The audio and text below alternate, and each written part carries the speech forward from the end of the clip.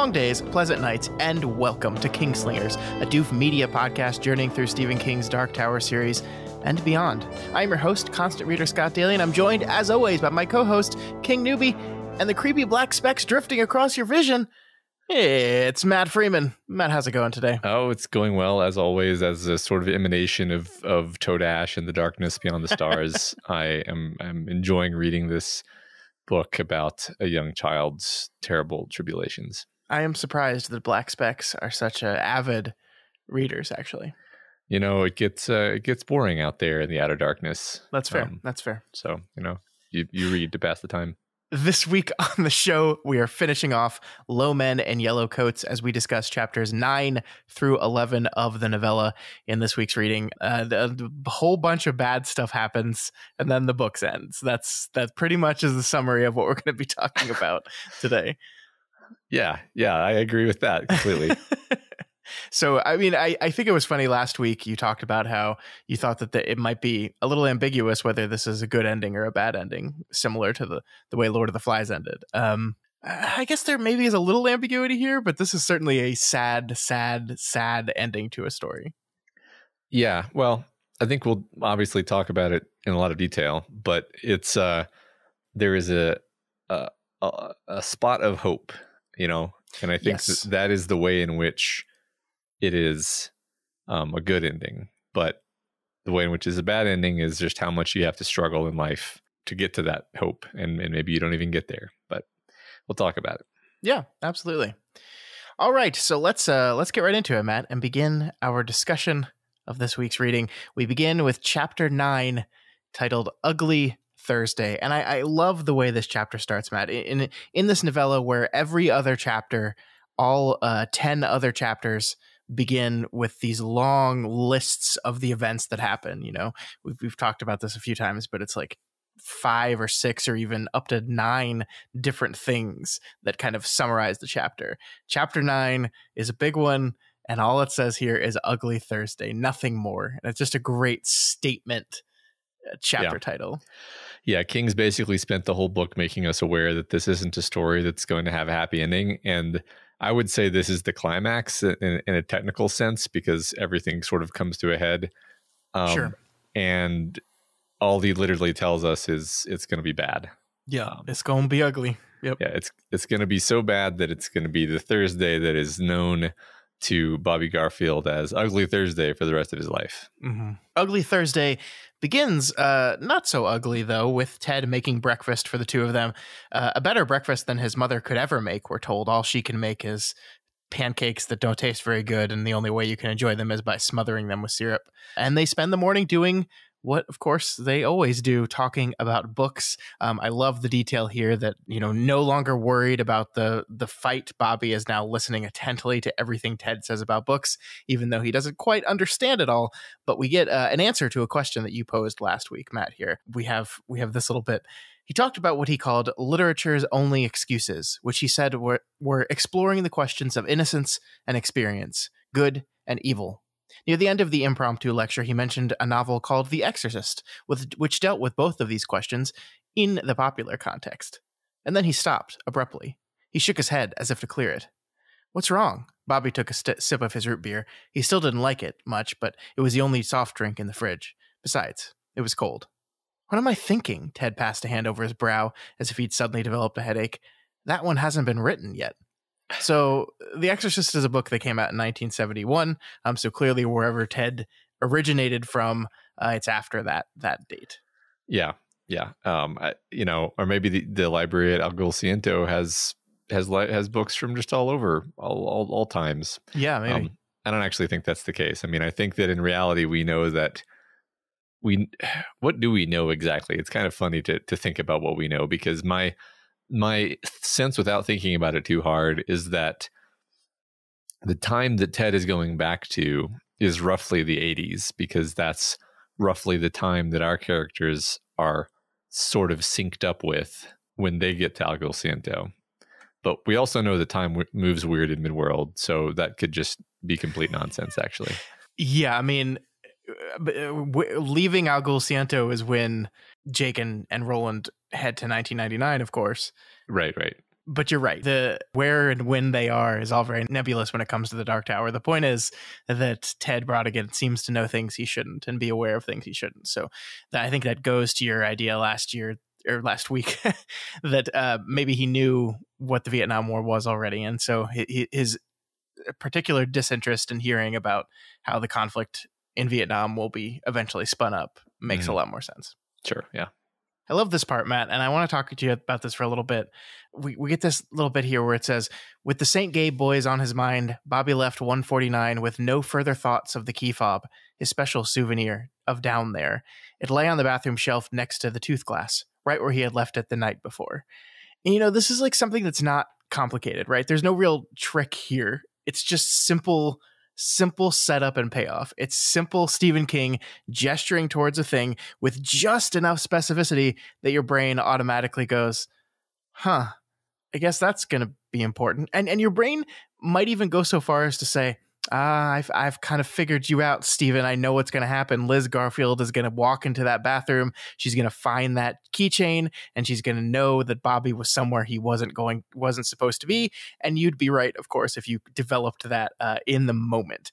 But this is our old friend Hitchcock with his bomb under the table, right? King has now tied a bomb to the keychain, and we get to sit around and wait tensely to see if it's going to go off. And like I said, it's not a complex thing. It's simple. It's basic. And yet it just works. It's so effective. Yeah, absolutely. I think King still manages to make the moment land differently than what I expected. Like, I did think to myself, okay, she's going to find it. She's going to make the connection between, she's going to know what this place is, and it's going to be this huge blow up. But like, it doesn't blow up the way that I thought it was. Like, like things are actually worse when it happens, and so Bobby doesn't react the way that I thought he would, because it's like, oh, the things have broken far worse than I thought they would. Sure. I mean, there's a part of you, I think, that just wants to be like, just tell her that Ted brought it for me. Right. Like, and just like stick to the conviction of that statement. And in any other situation that might have worked, but when this bomb blows up, it's just, no one's going to ever buy that. Yeah. And also, he's not even, I think, in the mood to want to lie about that anymore. Yeah. Would be my take, is he's more in the mood to throw it in her face. I don't know. It's complicated. Yeah. No, I think you're right.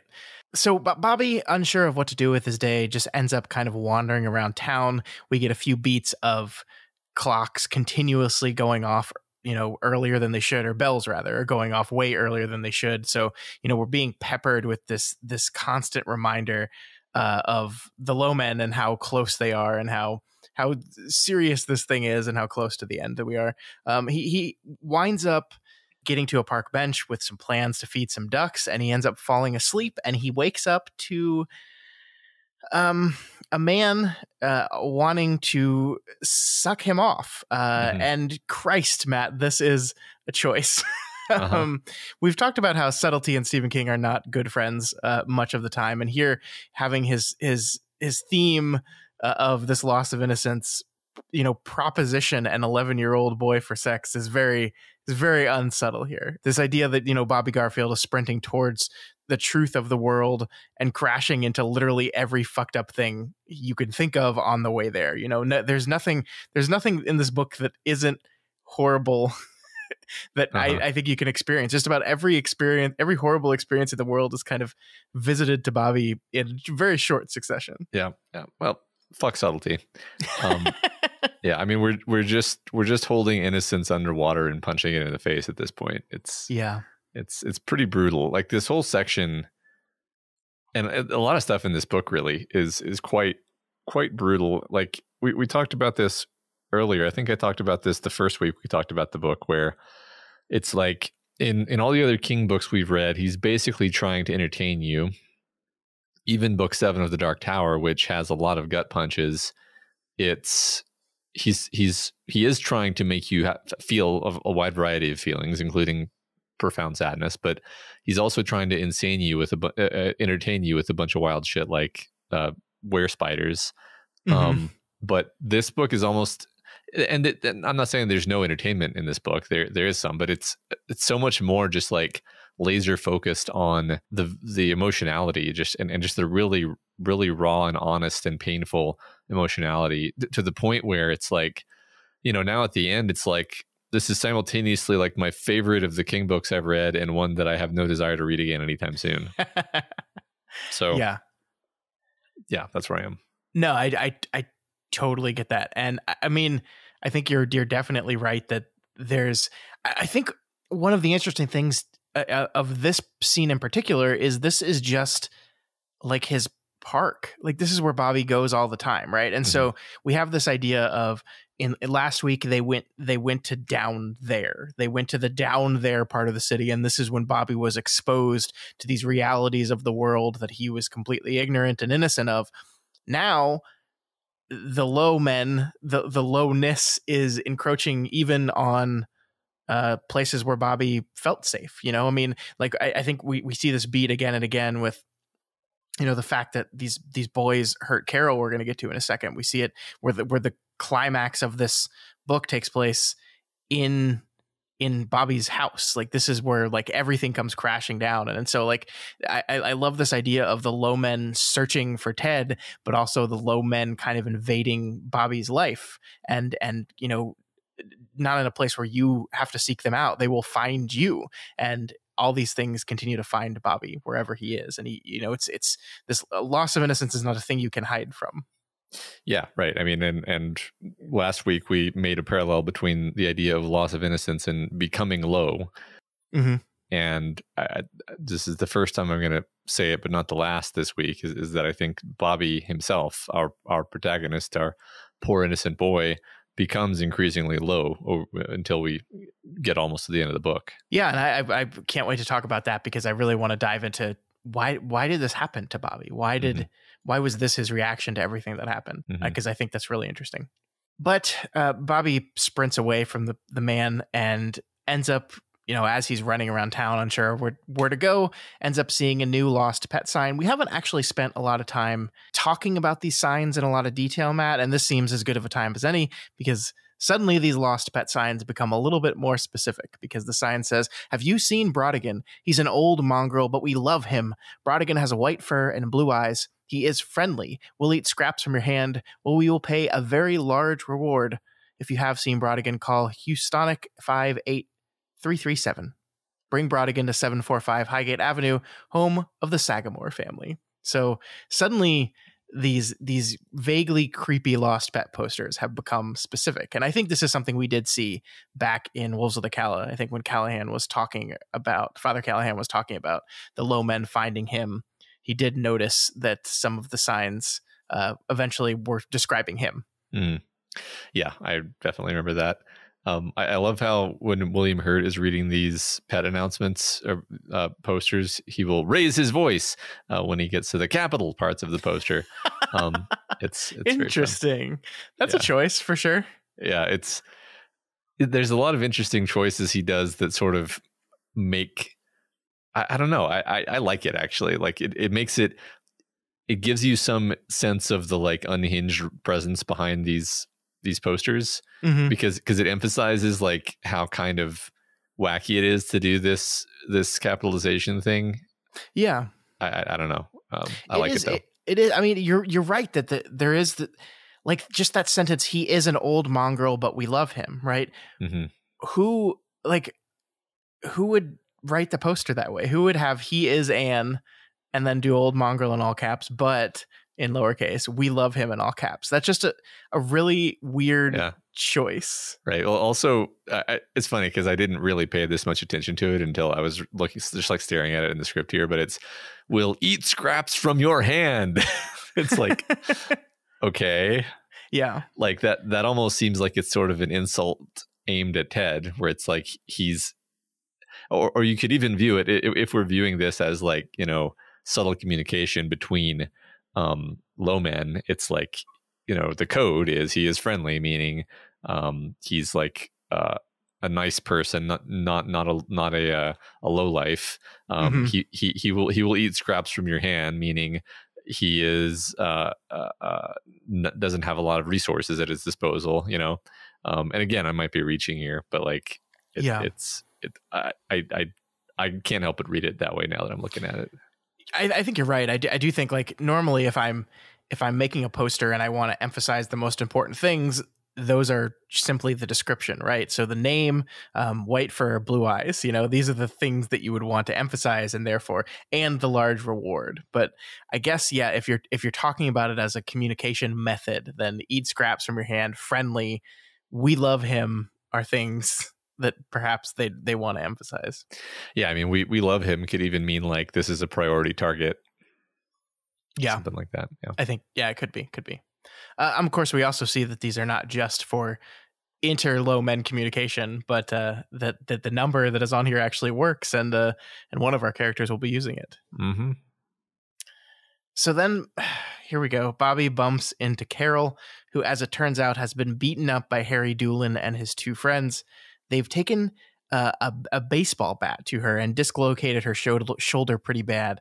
And I've read this book multiple times now, and I always find this part so absolutely shocking. And I think Stephen totally knows that. I think he knows exactly what he's doing here. When we left things unfinished with the St. Gabe's boys back last week, I'd wager you probably had like an assumption that they were going to come after Bobby again, that there was going to be, even maybe right now while he's wandering around town, he's going to get suddenly jumped by these three boys that are looking for revenge. And thus we get another lesson on both the cruelty of growing up and the world in general. And because that just seems like something a story like this would do. But that's not enough for Stephen King. He's not taking it easy on us, and he really wants to imprint this message on us so clearly about how absolutely cruel the world can be. So instead, we learned that 3 teenage boys took a bat to an 11-year-old girl, which just fills me with rage. Like, it's just so beyond the pale. It's awful. It's monstrous. Yeah, it's one of those things where if you hear about a story like that in real life, you sort of you have to put it out of your mind, or it will like derail your whole day. Yeah. And the thing is, this kind of thing does happen all the time, right? It's like it's so horrible that you're like, no, I don't want to believe that could ever happen. Actually, this is just a pretend story. It's just made up, and it's like, yeah, well, this is a pretend story, but like that is the exact level of cruelty. I mean, it's so interesting to me that King focuses on 11-year-olds here, because I remember being 11. I think we've talked about this before, actually, that being 11 was the worst year of my life. And I think a lot of people share that, actually. I've had conversations where like multiple people are like, yeah, being 11 years old was the worst year of my life. Because, I mean, for all the reasons that I think it's other than the supernatural stuff, for all the reasons that for all the reasons that it's the worst year of Bobby's life. It's like the end of the good part, and then you're suddenly slammed with all of these horrible realities that you have no tools to deal with, and it just feels horribly sad and unfair. Yeah.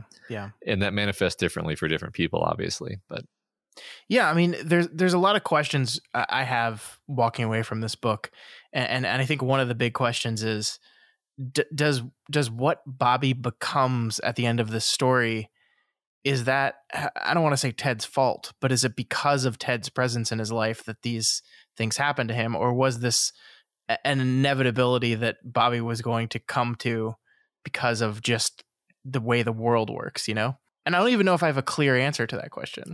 So I don't have I don't think we can have a definite answer, but I would say that a lot of the reason why Bobby is screwed up as a human being is because of his mother.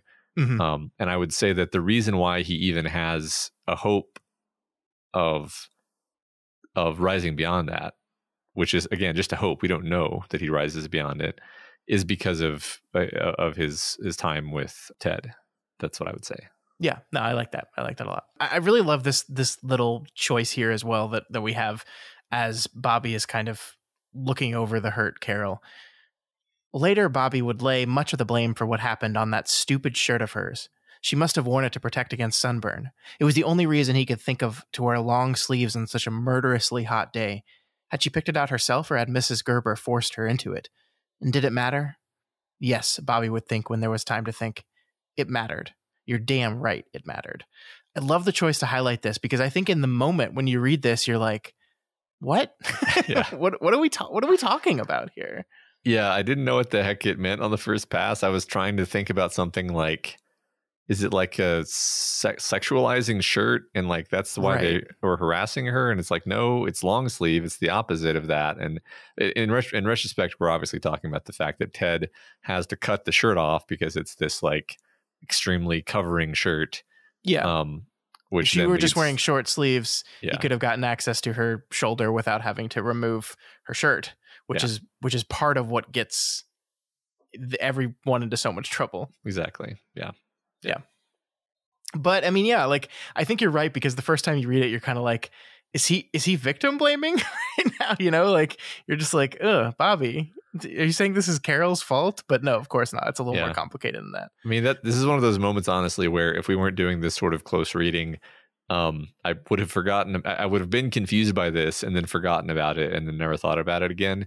But because we're doing a second pass, I'm able to be like, oh, I get it now. Yeah. I think it's a fun little thing though, because it is a thing that like you're confused for just long enough, but it draws attention to the shirt, and I think therefore when Ted says something to the effect of, Bobby, go get me some scissors to cut the shirt off, maybe your brain is starting to turn and work and connect dots. Yeah, well, okay, that's a good point, because I will say that like as soon as they start having to take the shirt off, I'm like, okay, I see where this is going. Yeah. So yeah, right. So Bobby takes Carol to the first person he can think of to help, which is of course Ted, and then Stephen brings this tightening to our tension noose that we already have around us. He tightens it because we have this moment where Ted carried Carol through the foyer and into the Garfield apartment. At that same moment, Liz Garfield was descending the iron steps leading from the Harwich stop of the New York, New Haven, and Hartford Railroad to Main Street, where there was a taxi stand. She moved with the slow deliberation of a chronic invalid. A suitcase dangled from each hand. Mr. Burton, proprietor of the newsstand kiosk, happened to be standing in his doorway and having a smoke. He watched Liz reach the bottom of the steps, turn back the veil of her hat little, and gingerly dab at her face with a bit of handkerchief. She winced at each touch. She was wearing makeup, a lot, but the makeup didn't help. The makeup only drew attention to what had happened to her. The veil was better, even though it only covered up the upper part of her face, and now she lowered it again. She approached the first of the idling taxis, and the driver got out to help her with her bags. So Liz is back in town.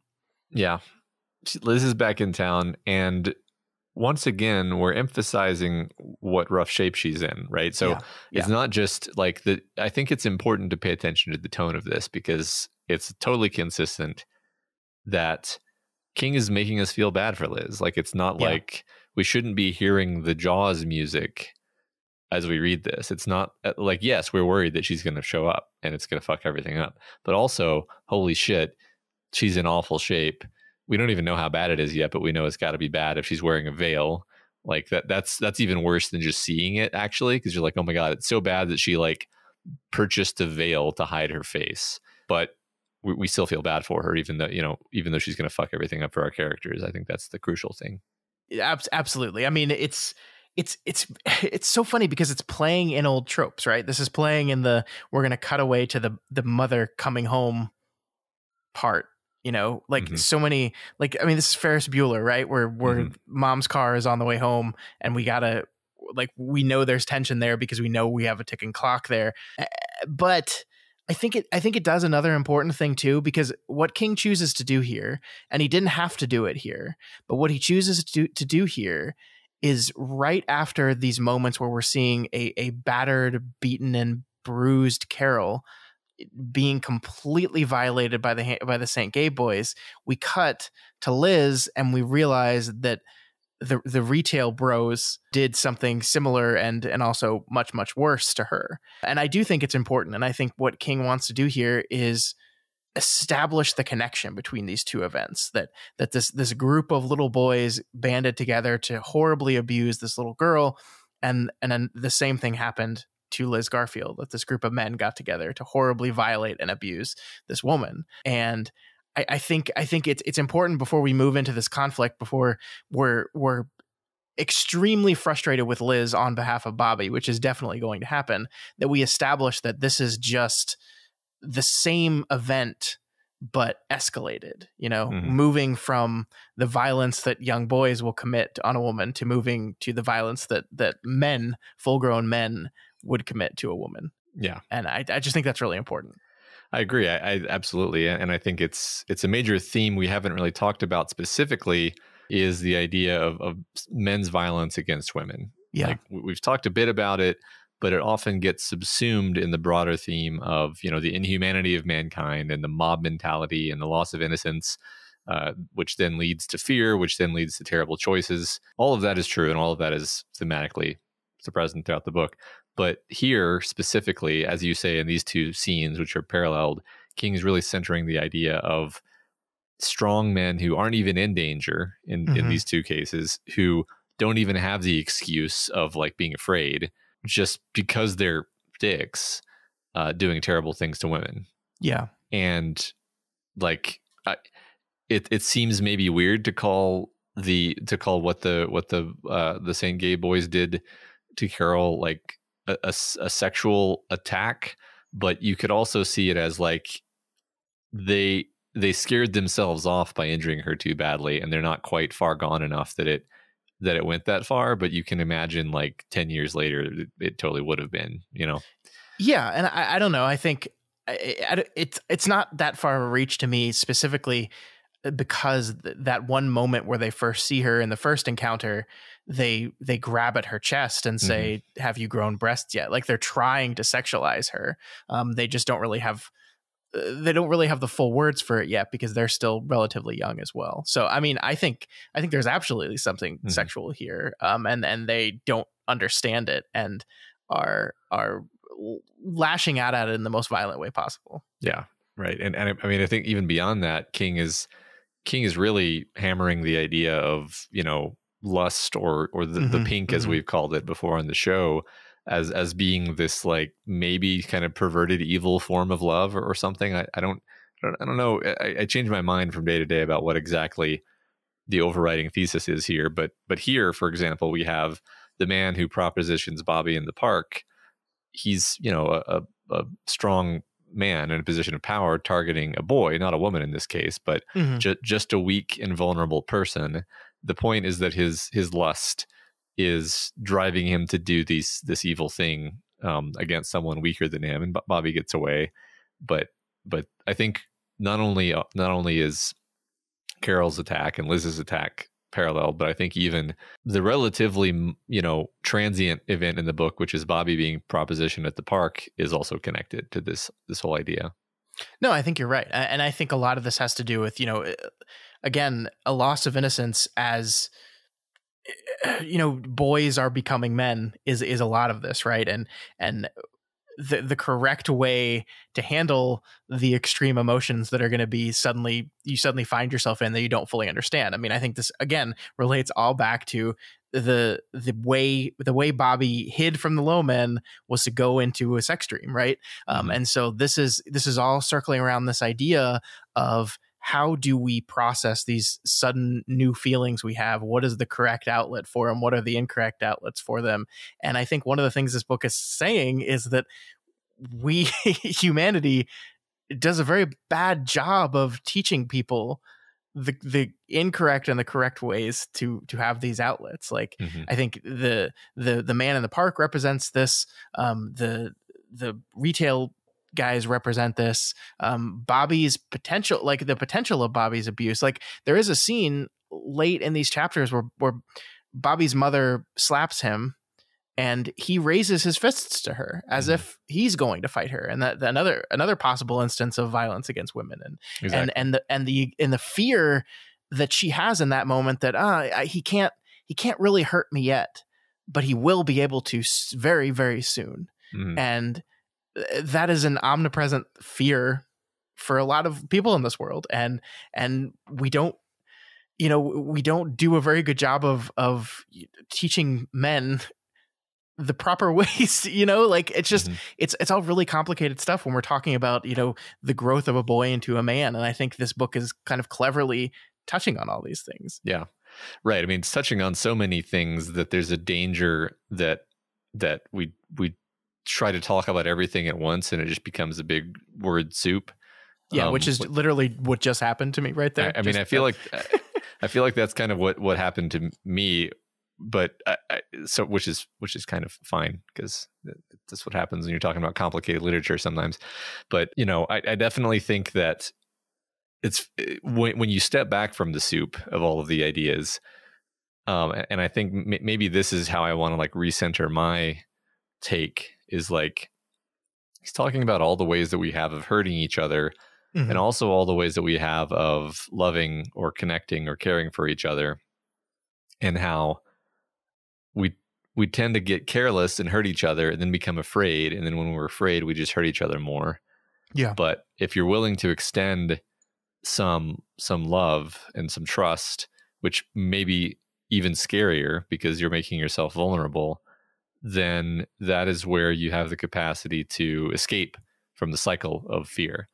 And maybe it's not even clear how I got there, but I kind of want to say that now and then maybe revisit that thesis statement a few times over the course of the rest of this conversation. Yeah, no, I like that. And I can kind of, as you were saying it, I kind of was pinging off different moments in these oncoming 2 chapters that I think prove that out in some interesting ways. So awesome. Yeah, definitely. We'll revisit that. In the meantime, Ted hypnotizes Carol like a gunslinger, although not exactly the same way, in order to pop her arm back into socket. I love the tempo of the scene, Matt. I just love how King is using repeating words to give all this magical sense of rhythm as Ted does his ESP thing. It's like it's this really clever way of just making this feel like something powerful is happening here. Like I love this. Bite when it hurts. When it hurts. Catch the pain. I'll catch it. Ted gave a final stroke of his big forefinger from her elbow to her wrist, then looked at Bobby. Wish me luck, he said. Luck, Bobby replied fervently. Distant, dreaming, Carol Gerber said, Bobby threw a duck at a man. Even the most minor bit of levity here is extremely welcome. Mm-hmm. So I as I was reading this, I kind of went back to our previous conversation, and so apologies again for me having to stumble through something, but the Ted, the way Ted kind of calms Carol and hypnotizes her is via, touch, right? Like that is the way Ted's power is transmitted. And so he is giving her arm a stroke from her elbow to her wrist, giving her this very kind and intentional stroke. And that goes back to, the original question that Liz Garfield asked Bobby, which is like, does he touch you? Right. And the answer to that question was, yeah, and in many different ways. And here's another instance of Ted touching someone. And, in this complicated thing we're talking about of, what is the appropriate way to express love or affection or concern or care, and what are the inappropriate ways. Like touch in and of itself is not bad, right? It's the context of that touch. And I think this is a instance where we see Ted is touching, narratively to lend his power to Carol, which is what allows her to see that Bobby threw a duck at a man, but also because out of concern and love. And like, I think these are very important, distinct things. And I think the important thing is here that poor Liz Garfield has been so battered and abused by life and the people in it that she is unable to recognize the difference between those kind of things. Absolutely. Totally. 1000%. If you strip away the genre conceit of you touch people and it gives you psychic powers, the thing that's dangerous about touch is that it creates vulnerability. It creates openness and connection and love, which is a way that people can hurt you now. Right. So it gives you psychic powers, which is a sort of avenue of attack, but it also means if you're touching, Bobby's mom doesn't touch him, right? This is crucial, right? Bobby's own mom won't touch him because she doesn't want to expose herself to the potential hurt that could come from having the sort of closeness that really a mother should have with her son, which is why I say that that Bobby is so screwed up because of his mother, because his mother won't even hug him except under like really rare circumstances. But the point is, touch has the capacity to hurt because it has the capacity to be a source of love and connection. And when you're in a really bad place, that is actually scary. Yeah, I love this because, of course, you're absolutely right that the reason King gave Ted the power that he gave him and linked that power to touch is very intentional, and for the exact same reason that he denied Bobby that touch from Liz Garfield, is like these are dealing with the same things. No, I think you're totally right there. It's very cool. It's the kind of thing where it's all there. Like I'm this is one of the more confident readings of an element that I've ever had, but it's not so overt that you would necessarily catch it if you didn't kind of stand back from it and think about it. Yeah, no, I think you're right. I think we're diving into the subtext a little bit more than we do on other King stuff here, but I think it's all there for sure. Yeah. So Ted manages to get the bone back in its socket, and all seems well until the first of our bombs goes off. Liz Garfield returns home, and I love her entrance. I love this part right here. In later years, Bobby would replay the moment again and again, seeing more and more of what his mother had seen when she came back from her disastrous trip to Providence. Her son, kneeling by a chair where the old man she had never really liked or trusted sat with a little girl in his lap. The little girl looked dazed. Her hair was in sweaty clumps. Her blouse had been torn off. It lay in pieces on the floor. And even with her own eyes puffed mostly shut, Liz would have seen Carol's bruises, one on the shoulder, one on the ribs, one on the stomach. So I mean, like it's just, you totally get it, right? Like if any of us walked into that situation, any of us, liking Ted or not, I think I would immediately go to the worst possible conclusion here, which is Ted has just abused this poor girl. Yeah, or you've caught them in the middle of like a week of doing this if she already has bruises. You know, and we don't even need this to be explained. Yeah, we're immediately like, yeah, Ted is fucked. This looks about as bad as it possibly could. So. It is funny because it's certainly true. Like I love that in later years, Bobby would replay this as if, you know, removed from the thing and maybe a little bit older and wiser, Bobby is able to look back on this and see, oh, I get why his mom lost her fucking mind about this whole thing. But Bobby in the moment cannot see her point of view at all, right? Yeah, like at all. Yeah, and yet again, just lest I repeat myself, we're taking a moment to be like, you can see how Liz would make this mistake, right? Yes. Yeah. She is the bad guy here, but she's not the bad guy here. Yeah. Yeah. And through Carol's ESP given by Ted, we do finally get to see the full extent of what happened to Liz. It was, as it turns out, Matt, kind of as simple and awful as you thought last week. Mr. Biderman and his two friends wanted a little bit more from Liz Garfield during their weekend trip than she bargained for, and when she didn't want to give it, they took it from her. So it's simple monstrosity. There's no real twist here. It's just the worst version of anything you could have possibly been thinking. Mm-hmm. Yep. That's yeah, I don't know what to say there. It's just I guess like you said before, King doesn't deal in subtlety. No. I mean, sometimes he does. I'm not trying to come down on him here, but it's like, yeah, this is just it's a horrible situation for everyone, you know. Yep. Again, it's crucial to recognize that like Liz has just had the worst day of his life as Bobby is having the worst day of his life. Yeah. And the fact that neither of them is capable of empathizing with the other is the point. The point is, when you're hurt, you're not, unless you're a very exceptional kind of person, you're not going to like reach out and be vulnerable. You're going to lash out, which is what they both do. Yeah. Even though they should be there for each other, obviously. Yeah, I mean, there is this moment where as she walks in and surveys the scene, Bobby sees her for the first time, and for a minute there he's like, "Mom, what happened to you?" and shows genuine concern. But then at the second that Liz decides that her reading of the situation must be the correct one, he goes complete offensive, right? Right. Like I love this. I brought him the scissors for cripe's sakes. Why are you so stupid, Mom? Why can't you see? She swung without turning, catching Bobby completely by surprise. The back of her open hand connected with the side of his face. Her forefinger actually poked into his eyes, sending a zag of pain deep into his head. His tears stopped as if the pump controlling them and suddenly shorted out. So she's is physical with Bobby. She slaps Mhm. the shit out of him. And I think that is, just, I mean, we kind of maybe see here, perhaps she has been abused and neglected and hurt by so many men in her life. And Bobby is the one man she has power over. Right. Mhm. And so we see the ways in which she takes that power. Yeah. And it's not, it doesn't justify it, but you understand. Yeah. And I love the line. I think it's absolutely genius how as soon as she hits him, the tears stopped as if the pump controlling them had suddenly shorted out. It's like that's the nanosecond where his empathy it turns off. Yep. He's now hurt.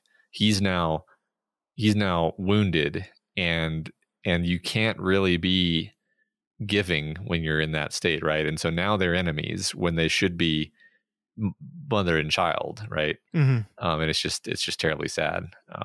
Yeah, I mean, and the lesson he takes from this is that the truth doesn't matter because everyone here is telling the truth. Like even the interesting thing during this whole confrontation is Ted is being entirely honest with Liz about everything. Like even going into like he doesn't fully come out and say I come from a place where we're working to take down a beam from the Dark Tower, but he tells the whole truth basically about everything that happened and everything that he did and where he came from, and like he is being absolutely forthright with her, and it doesn't seem to matter to her. And so Bobby's lesson is, the truth doesn't seem to matter in this situation, which is true when you get into a situation where so much emotion is involved. Like the truth stops mattering. But I do think you're right that once that pump is shut off, his ability and capacity for empathy is gone at this point, and there's no good ending to this thing. Or even like communication. Like like you said, if truth doesn't matter, then it's like, oh, so there's nothing I can even say that will make this better. It's we're just gonna physically or metaphorically be punching each other. And the fact that he gets angry now, like I think this is what makes it ugly. Ugly Thursday is that it turns to anger for everyone. Anger and sort of selfishness out of a sense of fear and self-protectiveness, but selfishness nonetheless all around. That's what makes it ugly. Yeah. I think you're right, because the next thing that happens is Liz decides she's going to call the police, and Ted's reaction to that is basically, oh, okay, I got to go on the offensive here. And he really plays the only card he has, which is that he knows everything about her. And I want to read this. It's so incredibly cruel. A foolish woman who should have chosen better. A foolish woman who has seen enough of her boss to know better, who had overheard him and his cronies often enough to know better, to know that any seminar they attended mostly had to do with booze and sex parties, maybe a little reefer as well. A foolish woman who let her greed overwhelm her good sense. Oof. That's rough. Yeah. That's rough. Yeah, you do get the sense that he wouldn't normally go this hard, but he knew that he had to smash through her defenses to have any chance of swaying her here. So he went for the jugular. Yeah, but so was this the right thing to do? Because I think like these chapters have, Ted going to Bobby again and again is like, no, you need to stay with your mother. Your mother loves you despite what you think. And then like he just like lays this thing out in front of Bobby out of his own sense of anger and defensiveness at the accusation that's being pushed on him. That's interesting. The way William Hurt chose to read this scene was not in a way that made me feel like Ted was actually angry here. I can totally see how you could read it that way, and I'm saying it the way I just said it because it's like your audiobook reader is always going to somewhat color the way you interpret things. Sure. I interpreted it as him relatively calmly just saying something that he knew would be enough of a slap in the face that it would get her to reconsider. So was it the right choice? I mean, maybe he doesn't think through all the secondary consequences of Bobby hearing this. Yeah. I don't know. I hadn't thought about it too much. Well, especially since, as we learn later, when Bobby has a little bit of the touch, she didn't know. Like this is actually Ted playing into her worst insecurities about herself, probably the things that were turning through her head over and over again as she made the train ride home, but not the actual truth. Because like as he looks into her, he sees, oh, you really you really didn't know this was going to happen. You really were ignorant that this is what was going to happen. And I think that's important because like it shows here that Ted is doing this. You're absolutely right, specifically to set her off, to attack her right where she's vulnerable. But that doesn't make it true, which kind of contradicts the statement I just said a little bit earlier about how Ted is being 100% true here. He's being 100% true about himself. I think he's playing this specific card. And you're right, it might not be out of anger, but just out of his feeling of necessity. Well, he's being manipulative for sure, and I think he has realized that like I gotta get out of this situation somehow, and maybe he is being a little selfish. I guess, But Liz listens. It works, and Liz listens and kind of backs down a little bit and agrees to let Ted go if he promises to leave right away. Bobby wants to go with Ted, but he tells him no, and we get this exchange right here. A lion tamer knows, but he still goes into the cage. He goes in because that's where his paycheck is. She's got money, Bobby almost spat. Not enough, apparently. She'll never have enough, Bobby said, and knew it was the truth as soon as it was out of his mouth. She loves you. I don't care. I don't love her. But you do. You will. You must. It is Ka. Ka? What's that? I appreciate what Ted is trying to do here, Matt. I think he understands that Bobby needs to stay with his mother. Like, he gets that. But like you got to stay with your mom because Ka is like the worst fucking reason in the world. Like it's the worst, especially to a kid who doesn't know what the word means. Yeah, very much. It is a very interesting statement about Ka though, because we know Ka isn't very nice. It is kind of dark to imply that like the reason why you have to stay with someone who is not good to you is because of Ka. But I don't think it's purely dark, because by the end of the book, they have found peace together, is my interpretation. So maybe Ka is being nice. It's just in a way that has to kind of rake you over the coals first. And to dive into this a little bit more, it's not even you must stay with your mother because of Ka, because of your destiny. That's not what he says. I don't love her, but you do, you will, you must. It is Ka. So it is not Ka that Bobby must stay with Liz. It is Ka that Bobby must love her. It is his destiny that he must love this woman, which is almost even like worse. I mean, that's very kind of dark towery, because we have a lot of I almost don't have to say it, right?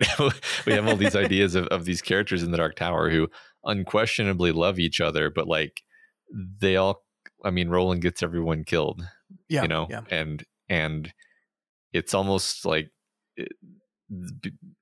because they love him is the reason why they die. So it's heavy and very complicated. I see now why it takes scholars a whole lifetime to understand the concept of Ka. Yeah, it's so fascinating because like when he asked for the definition here, Ted is just like, oh, it's destiny. It's just your destiny. It's like, okay, well, yes, but also it's a little bit more complicated than that. But I don't have time. I don't have time to explain that to you right now, Bobby. Yeah, right. Yeah. Right. So it's at this point where everything seems like it's kind of starting to calm down that our second bomb goes off. Liz finds the keychain in the bathroom, and even if we thought that things were going to be relatively okay here, this is the moment where we realize it's all truly fucked. Where now Liz has kind of gotten the ammunition again, gotten something to hold over Ted, and like redoubles her anger on him. And then this moment happens where they say goodbye to each other, and I want to read this and I want to talk to you about it for a minute. He ran to Ted, threw his arms around him, and covered his face with kisses. Forehead, cheeks, chin, lips, the thin and silky lids of his eyes. Ted, I love you. Ted gave up and hugged him tight. Bobby could smell the ghost of the lather he shaved with, and the stronger aroma of his Chesterfield cigarettes. They were smells he would carry with him a long time, as he would the memories of Ted's big hands touching him, stroking his back, cupping the curve of his skull. Bobby, I love you too, he said. It's so striking here in this moment, right? Like I think we're starting to see Bobby as an older kid, as on the cusp of adulthood, and then his response to Ted here is just this like peppering of kisses that almost seems absurd. And Liz's reaction to it is absurdity. She like says, "Oh, come on," you know? Yeah, it's interesting. I mean, I makes it hit harder because it shows that Bobby is sort of lost it. Like he's lost control of himself. Meaning, he's just so desperate for any, again, touch, any kind of connection, and I mean, like literal touch, because he probably doesn't get touched very often, and I think humans kind of need touch, and then also just the metaphor of having somebody who is willing to like listen to him and extend him some actual emotional connection, and he's so desperate for it, and he's losing it, and this just shows like, yeah, he's so desperate, he's like literally freaking out in a way that, and of course it makes sense that his mom would be embarrassed and made awkward by this, because she can't do that, right? She's way too hardened in her ways. Yeah. But it's it's really sad. Yeah, it really is. And of course, this touch gives Bobby some of that good old ESP touch juice, which he'll end up using a lot in the next chapter. But in this moment, he does what we've already kind of touched on, that he looks into his mother and sees that she really truly didn't understand what she was getting herself into with the weekend that she just went through. And it's the one moment in this chapter where Bobby seems to understand what his mother was going through. And I think you're totally right that this is a thing brought on by Ted. Like if we look at Ted as the symbol of empathy and understanding, the window to understanding, like over and over again, the book refers to Ted opening a window and allowing you to peer through. Right. And so Ted has this ability to open a window to understanding and empathy and kindness that the low people of the world do not have. Yeah. Right. And again, like you could write some very different version of this book without any psychic powers, where the kid gets the hug from the beloved elderly figure, and just that moment of human connection is enough to make them turn back and look at their mom and have empathy that they didn't have a second ago. And allows him to see her pain, which then almost involuntarily triggers empathy, which is what the psychic power is. And it gives you this idea, like we were talking about earlier. If we could really see each other's pain, then we would, by default, automatically have empathy. And the fact that he's able to, in this moment, see her pain, I think, is what allows their relationship to continue at all. It's because he's able to see, like, okay, like step outside of himself for just a second and see what horrible shape she's in. If it weren't for that, I maybe he wouldn't even come back to his house after what happens, Yeah, no, that's interesting. Let's circle back around to that again, because I want to touch on that when we get there. So Bobby goes to his room and passes out, and when he wakes up, he finds a note from Ted saying he's gone. We also see that he left Bobby a present up in his room, and we find out it's a stack of books for him to read, including Steinbeck's Of Mice and Men, and we get this little quote as well. "Read the Steinbeck first. Guys like us," George says when he tells Lenny the story Lenny always wants to hear. "Who are guys like us? Who are they to Steinbeck? Who are they to you? Ask yourself this." And so he kind of he internalizes the guys like us quote a lot in the next couple chapters, despite having not read Of Mice and Men and seeing how that story ends up, which is tragic and horrible in a few ways. But I found that really interesting. Yeah, absolutely. It's we'll talk more about Of Mice and Men in a minute, but yeah. I also like this moment of, I'm going to smoke Chesterfields. He decided, I'm going to smoke them all my life, which is, I think, a very early indication to me of Bobby kind of initially taking the wrong lessons from the gifts that Ted has given him, is that he's going to make this choice specifically because it's something that Ted did, instead of understanding and really processing what Ted is trying to tell him. It's like, it's this very basic, low level kind of childish imitation instead of understanding. Yeah. And you can't blame him. He's 11, but yeah, I agree. It is, childish. I mean, especially, this book was written in Matt stammers for a moment trying to remember, I don't remember exactly the 90s, early 90s. No, 99. 99. Oh, okay, late 90s. This is a time when you kind of knew that it was bad for a little boy to be happy that he was going to smoke cigarettes, right? So Yes. I mean, Yes. the fact that he sees smoking cigarettes as this thing that he aspires to do is sort of yet another little tragic note, actually. Yeah, I mean it's the first bit of tragedy in what will become like the kind of destruction of Bobby Garfield that occurs in this next chapter and beyond. Yeah. Yeah.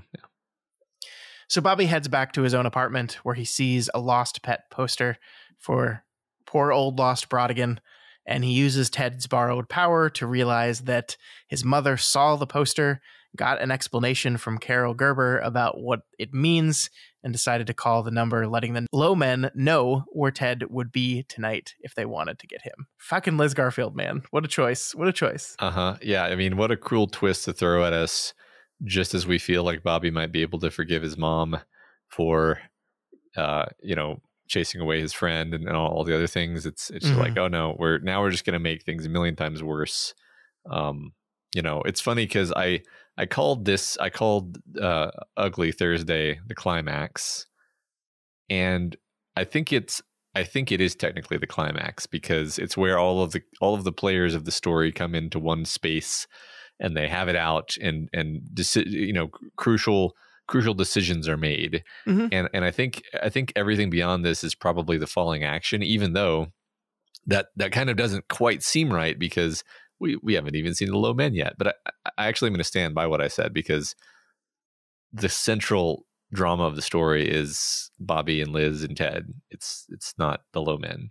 The low men are right. The low men are the low men are not the antagonists of Low Men in Yellow Coats. I think that's true. I think that's absolutely true. They are a plot device that allows the story to keep going, but they don't matter. They matter more symbolically than they matter literally. Exactly. So I think that's fair. I think that's fair for sure. Cool. So Bobby decides he needs to head out and save Ted. And as he does, he says goodbye to his mother, and he hopes for good. And I think that touches on what you talked about a little bit ago, that there's a version of the story where he just says, fuck off, mom, and never sees her again. Right. But not this story. Right. Yep. All right, let's move on to chapter 10, titled Down There Again, Corner Boys, Low Men in Yellow Coats, The Payout. And so this chapter begins. I actually originally wrote Climax chapter in my notes, but I'm not going to read that, Matt, because you've just sufficiently argued your point enough to where I totally agree. All right, delete that shit. This chapter begins as Bobby, fully in adult mode, calls a cab to take him back down there. I love these little bits at the beginning as he passes some little girls playing hopscotch and he erases the low men signs around the hopscotch sign. This really interesting specific interaction with these kids that are barely younger than him, but they're playing childhood games while he is doing more important things now. But even these kids are out here playing hopscotch because their parents are inside fighting, and so they've come outside to avoid that thing. So it's like this idea that the low men are kind of invading everything, like the metaphorical low men have found you anywhere and everywhere, and you can't hide from them. It's like just the idea, to go back to the thing we talked about at the very beginning of the book, which was, why are they taking these symbols of children and distorting them to do their deal? And it's like, well, because what they're doing is they move into an area and they destroy childhood. That's what they do. Oh, I really like how you put that. That's great. Yeah. Another thing that occurred to me here is like now that the veil of childhood is broken for Bobby, he can simply see the lowness that has always been all around him. Sure. Whereas, before maybe he would have just walked by these kids playing hopscotch and just seen a couple of kids playing hopscotch. Oh, what a great, happy 1959 neighborhood this is. And now he is worldly. He can see they're playing hopscotch to avoid having to listen to their yelling parents. And so now he sees the brokenness of the world around him. Yeah, the signs are everywhere. Yeah. I love that. I love that. So despite the cab driver's protests about taking a kid to a bad part of town after dark, he eventually agrees.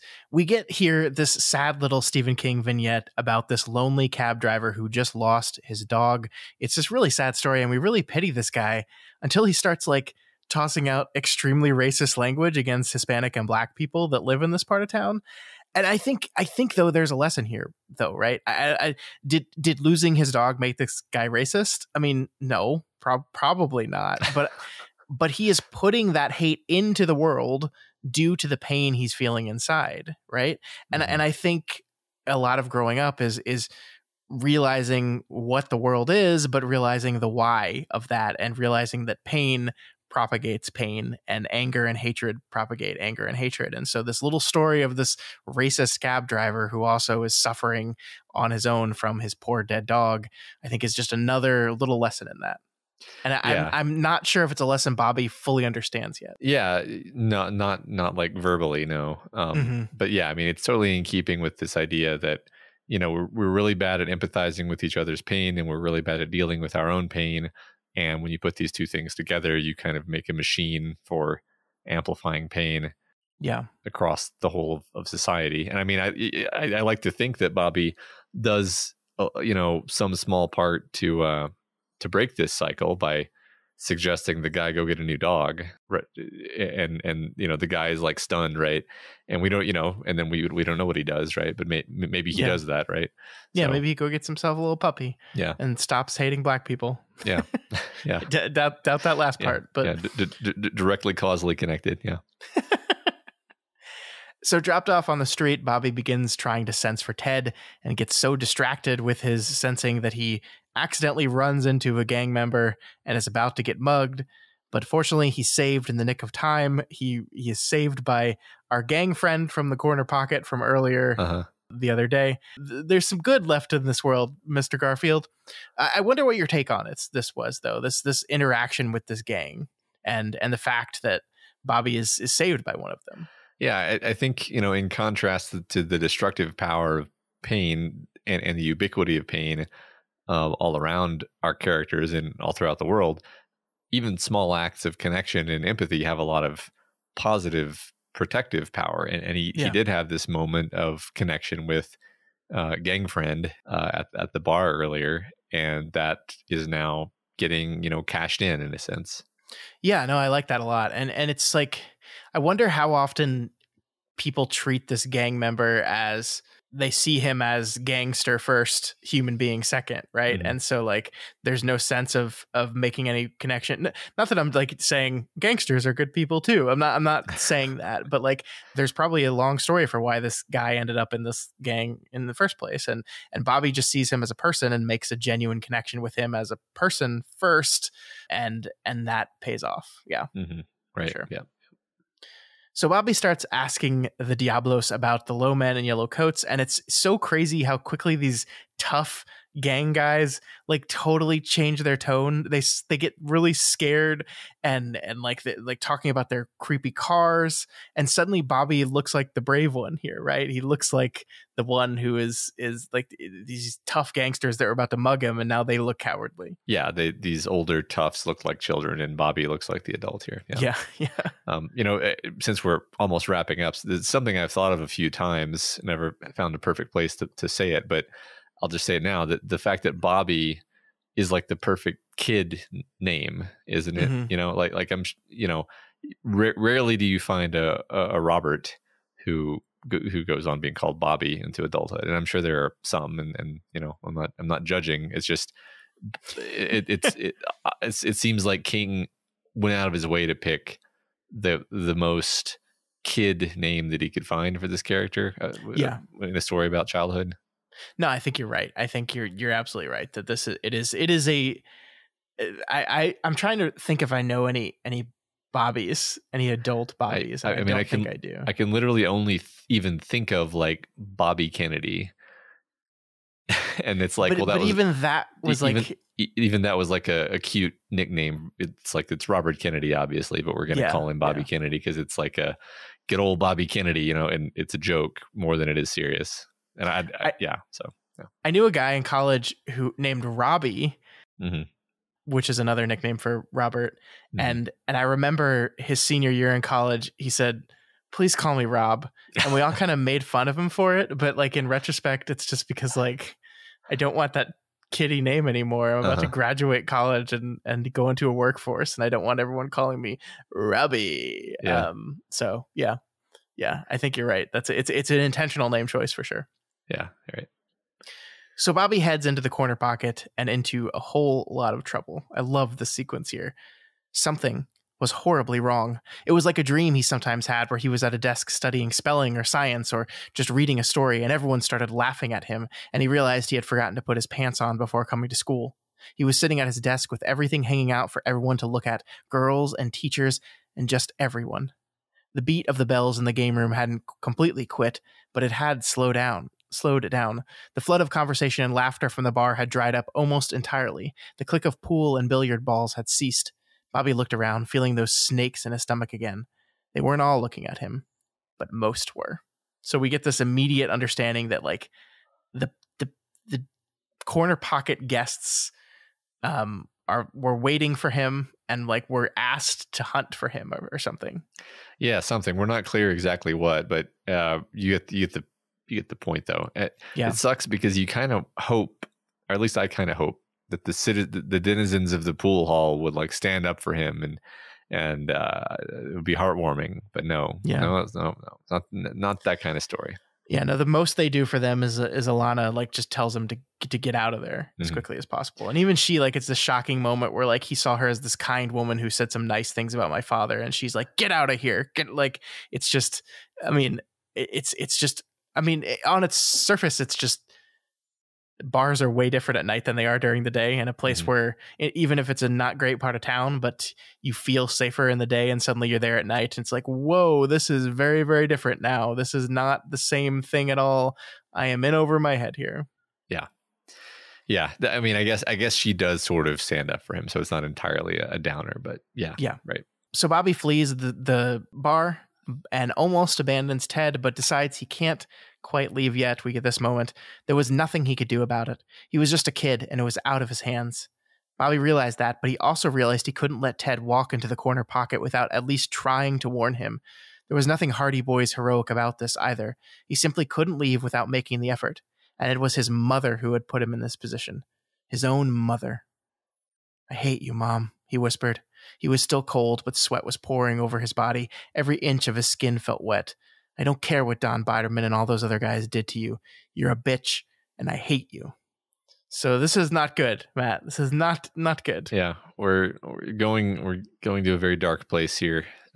He's totally alone. He doesn't have any options left, and like Ted is the only person in the world left who he cares about, and I don't know. I can't overemphasize what a incredibly like heart-wrenching and gut-wrenching like evolution of the story this has been, where you're just like, and also like we know he's not even going to succeed. Like we know they're going to catch Ted.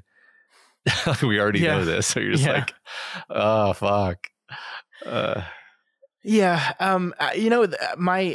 niece and nephew came into town for Thanksgiving last week, and my niece is 11 years old, and it's like the first time in I would say a very long time I've actually hung out with an 11-year-old, and just like imagining, like the whole time I was just imagining my niece going through the things that Bobby Garfield is going through right now, and it's just almost incomprehensible. Like when you actually are around an 11-year-old. And I'm not saying this is like, oh, King's not writing an 11-year-old properly. That's not what I'm saying at all. Just what I'm saying is like, it really just puts into perspective just the incredible enormity of what Bobby is being forced to deal with at a time where he really isn't completely ready to deal with it. Like, this is the thing. Like, we've been talking about loss of innocence. We've been talking about this threshold that Bobby is on. But like the things that he goes through in this story are not things that any 11-year-old should ever have to go through. They're not things that an 11-year-old should have to deal with.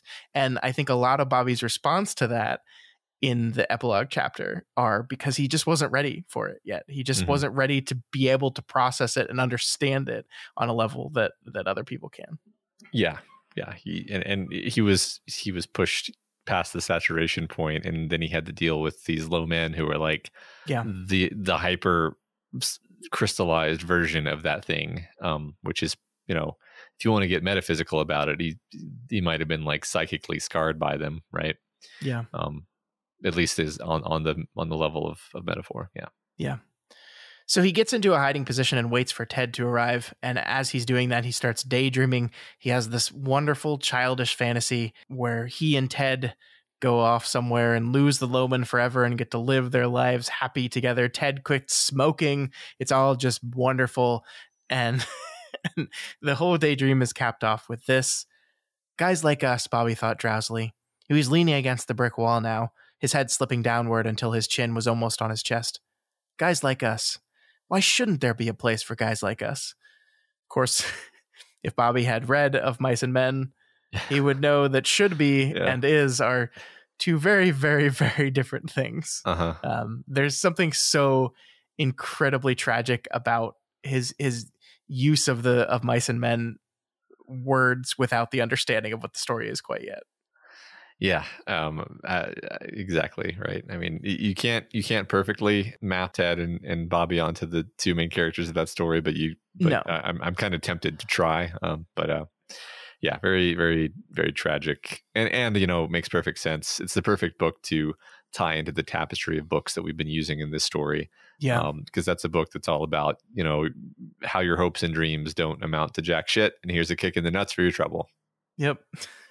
That's my summary. It's a very effective summary. I need to do like a full Steinbeck read. I think I haven't read enough Steinbeck. Yeah, that's I sort of thought of this in a joking way earlier, but I kind of am half serious about the idea that like maybe Ted could have thrown in some like, I don't know, some Stephen King novels because like you can't just like take this poor kid who's just got his, you know, just opened his eyes to the world of adulthood and then just drown him in this heavy, dark, like there's no correct answers and life is an impossible puzzle and happiness is a lie. Like let him read The Wheel of Time, interspersed with Steinbeck, maybe, you know?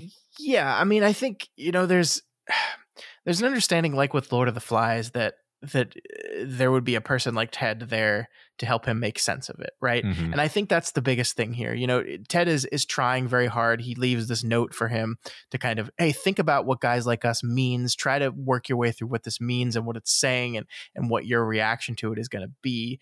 But like, he needs someone to walk him through those things. And I think that is one of the things in which Liz Garfield is unquestionably a failure. You know, regardless of anything that's happened to her role as the person who was supposed to help guide Bobby through the difficult, complex, and often depressing realities of existence, she's not up to the task. No. She's not doing it. Well, she's failed to do it for herself. So how could she do it for him?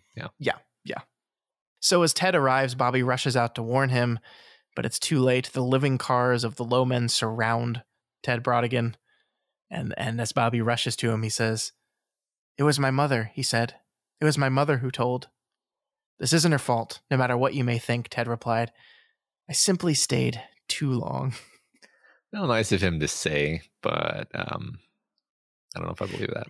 Yeah, there's a little too little too late here, Ted, with a lot of stuff. Yeah, that's exactly right. There's a few things in here where even Ted knows, like, nothing I say here is going to repair what has happened between him and his mom. Yeah. So one of the Lowmen grabbed Bobby by his neck with a grip that alternates between fingers and claws, which is such a fun little detail, you know, as he's pulled towards the surrounded Ted. And finally, we get a good look at our Lowmen, Matt, and I love this description. The Lowmen stood shoulder to shoulder surrounding them, penning them in their smell of sweat and maggoty meat, blocking off any sight of the street with their yellow coats. They were dark-skinned, deep-eyed, red-lipped, as if they'd been eating cherries. But they weren't what they looked like. They weren't what they looked like at all. Their faces wouldn't stay in their faces, for one thing. Their cheeks and chins and hair kept trying to spread outside the lines. It was the only way Bobby could interpret what he was seeing. Beneath their dark skins were skins as white as the pointed Riet Petite shoes. but their lips are still red, Bobby thought. Their lips are always red, as their eyes were always black. Not really eyes at all, but caves. And they are so tall, he realized, so tall and so thin. There are no thoughts like our thoughts in their brains, no feelings like our feelings in their hearts. I mean, I love this description, and I kind of find the reality of who the low men are in the Dark Tower so much less evocative than this picture that King has just painted of them here. Yeah. I mean, I agree with you. I think I have chosen to decide that the Cantoi and this image are actually the same thing, but like maybe Bobby being a child and having a little bit of the shine still clinging to him via Ted is actually seeing the true nature of what the Cantoi are. Like they are, because we know like they are these creatures. They're these weird inhuman monsters made by the Crimson King. And maybe this is closer to what they really are. And what we see in the Dark Tower, I mean, we already know it's a mask basically, but maybe it's even more of a mask than we realize. I'm totally bullshitting this, but this is the story I'm telling myself in my head.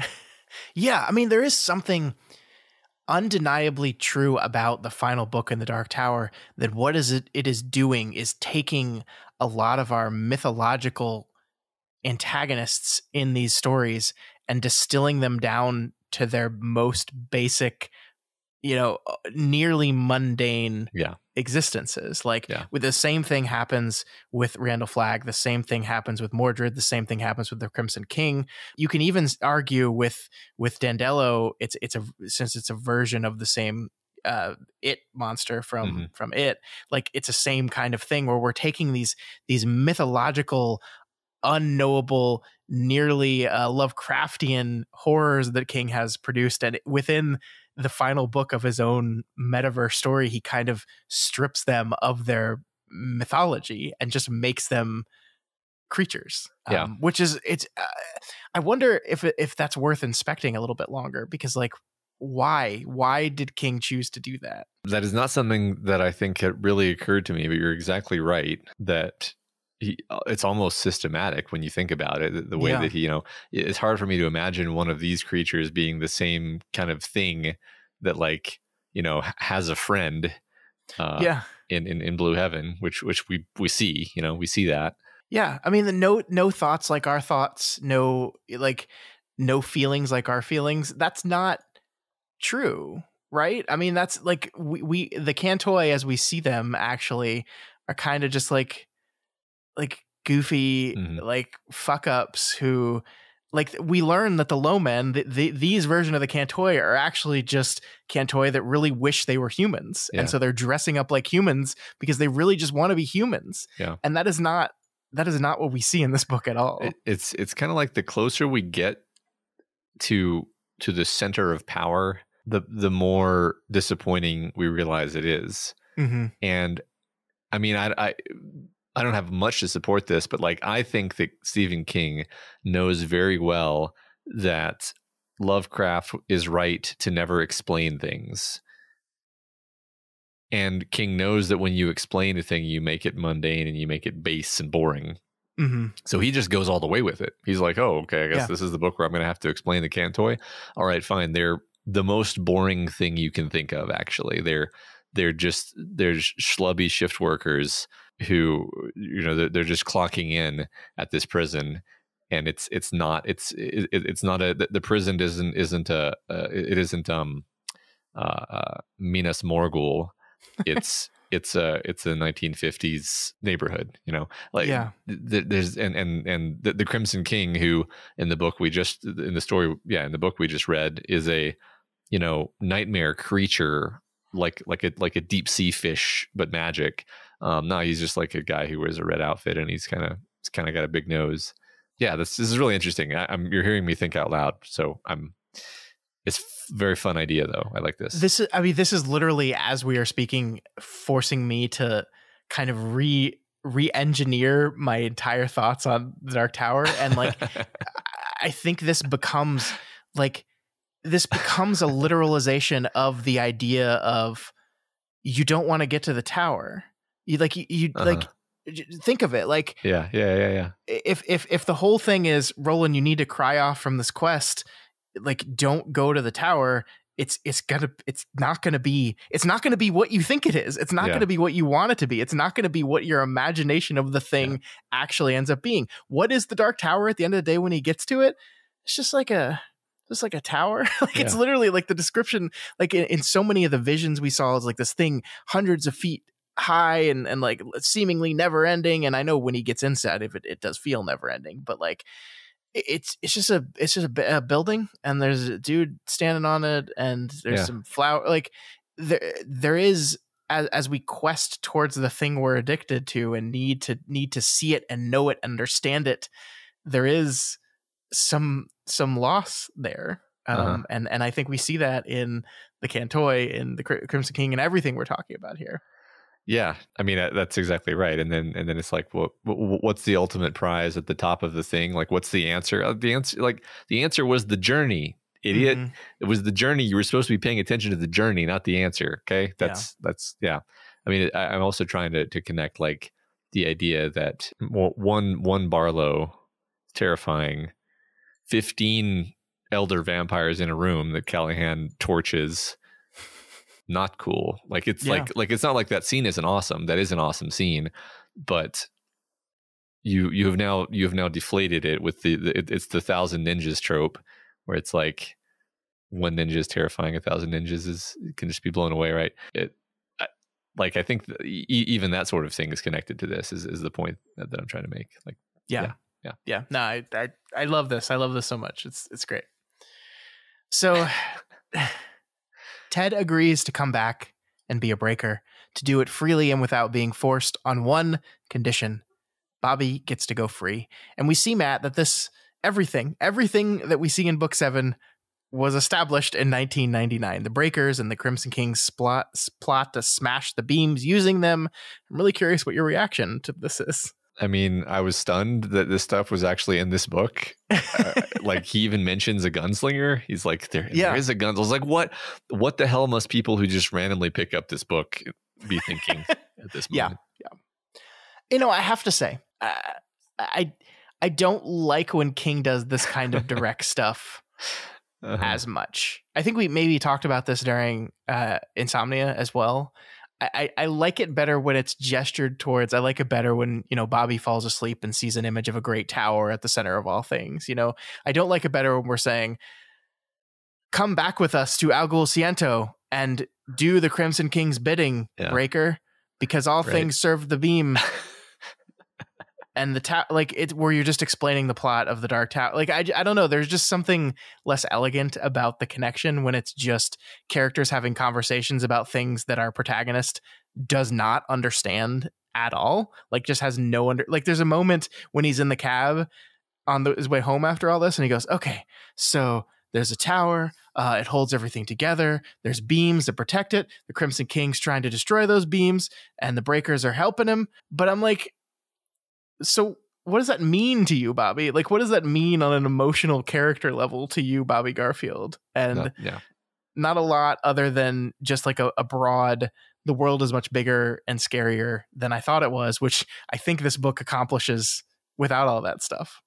I agree. I don't think it's necessary at all, frankly. I mean, it's fun. I don't actively dislike it, and I can see why it's fun for people. I just especially if you're reading this book not having read any other Dark Tower books, I really do wonder what you're thinking when you're like Ted musingly saying, and there is a gunslinger. It's like, okay, I understand why Ted thinks that's important, but if you don't know the entire Dark Tower, you won't have any idea why Ted thinks that's important. So it's just nonsense, right? So that I sort of don't like, but it's like on behalf of people other than myself. So I guess I should, it doesn't matter. Sure. I mean, I think at the end of the day, like, I love Dark Tower connections. It's kind of why we're doing this whole season 2 thing, but I love them when they're like elegant and beautiful and clever. I don't love it when characters are just like sitting in a room talking about the plot of the Dark Tower. That's the part like imagine if we never had anything about the gunslinger or the Crimson King, but we just see Ted send this letter to Bobby that is just filled with rose petals, right? And you and I know what those mean and the significance of those rose petals. And that's a powerful, powerful image for us. A person who hasn't read The Dark Tower might not understand the rose petals significantly, but can understand what they mean metaphorically to the story. And that's all they need. And those are the kind of connecting dots that I really appreciate, the beauty and the simplicity of it. It's this stuff. I don't like it as much. Not that I love this book. I love everything about this book. I'm not saying I don't.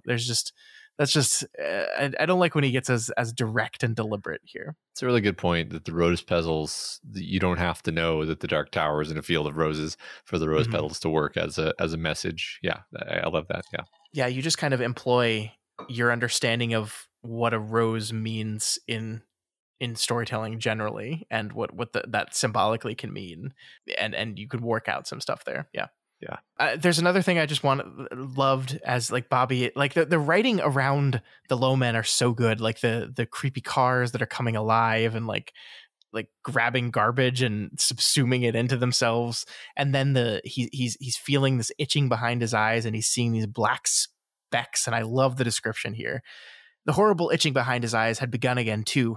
In a weird way, it harmonized with the buzzing in his head. The black specks drifted across his vision, and he was suddenly sure what they meant, what they were for. In Clifford Simak's book, Ring Around the Sun, it was a top that you looked off into other worlds. You followed the rising spirals. In truth, Bobby suspected, it was the specks that did it. The black specks.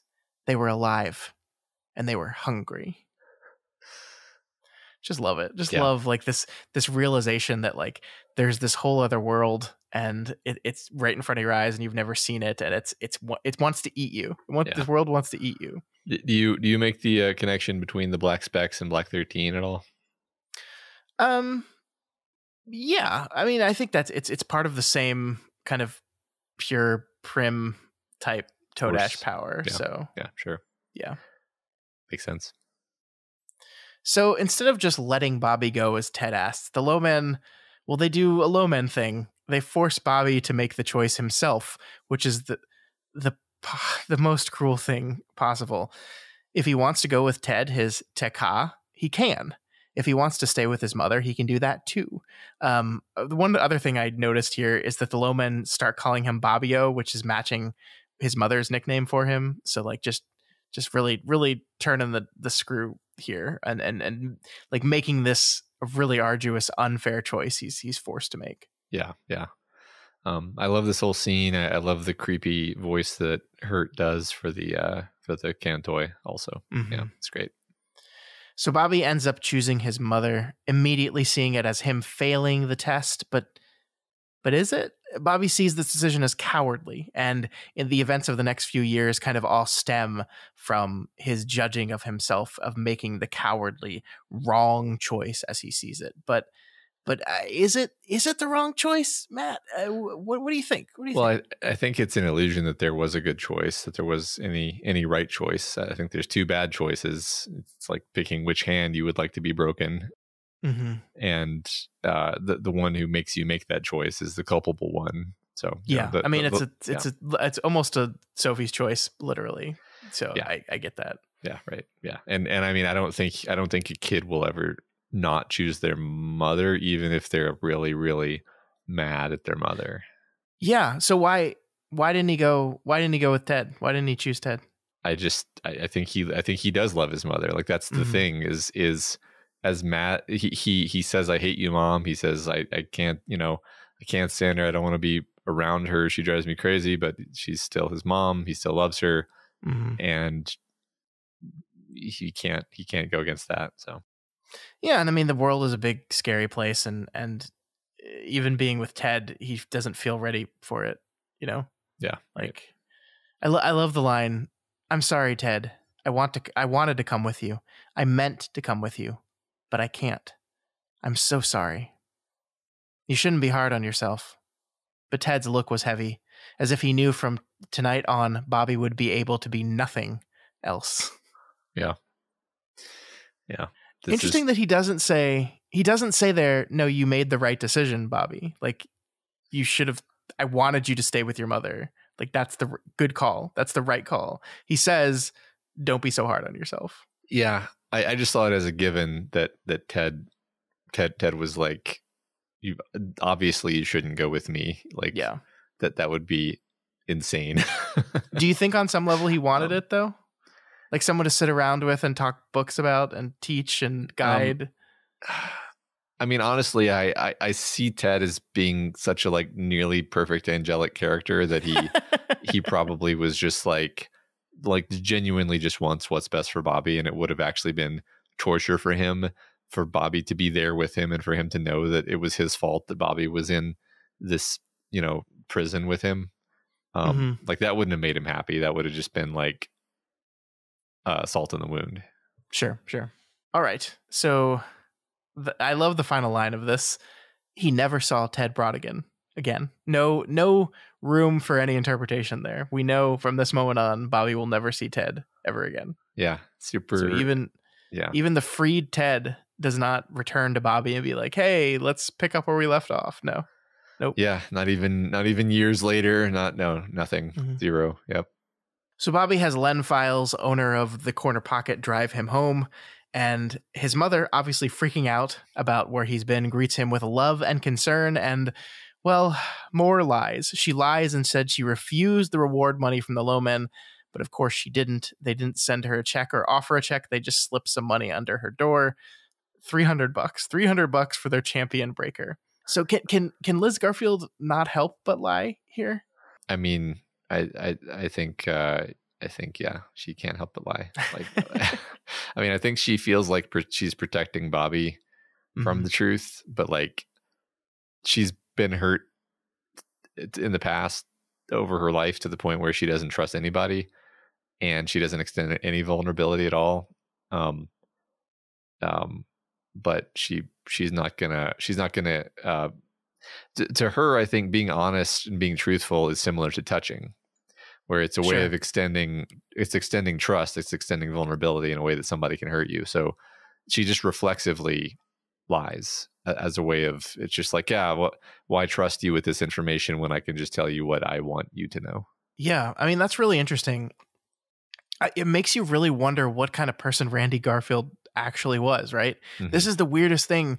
I shouldn't say the weirdest thing. It's one of the more interesting things about this book is that we don't actually ever get like a completely unbiased view of who Randy is. Like we get this one view from a bartender who really liked how he would buy drinks for people and be really nice and gregarious to everyone. And then we get the viewpoint of this angry, bitter woman who has been hurt by the world. But like, how did she become that? Like what did Randy do or not do that turned Liz into this person? Because I don't think it's just the experience she had after Randy's death. It seems to be more primal than that. Yeah, that's a good question. It honestly never occurred to me that Randy was like the genesis of her woes. I always figured that her husband being kind of unreliable and then going and dying on her was in Liz's mind like, oh, yep, just one more time the world's gonna fuck me over, and like that's just kind of who she is. That's her attitude. It's just more to her, it's just more proof that the world is against her and she has to look out for number one, basically. Yeah, totally. But she has such an amount of hatred for him. Like, and of course, I think that is something that can build up over time. What started as probably grief and frustration could definitely develop into hatred as time goes on. Yeah. So like I would actually point out the bit where Bobby says that he sees that she has in her head a box that stores all of the happy memories of him. And I see that as being a perfect example of like, she did love her husband. They had great times together.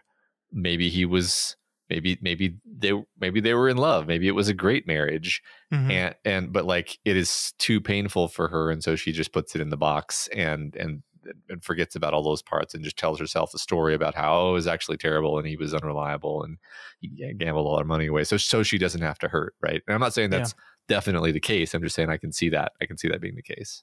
Yeah. Yeah.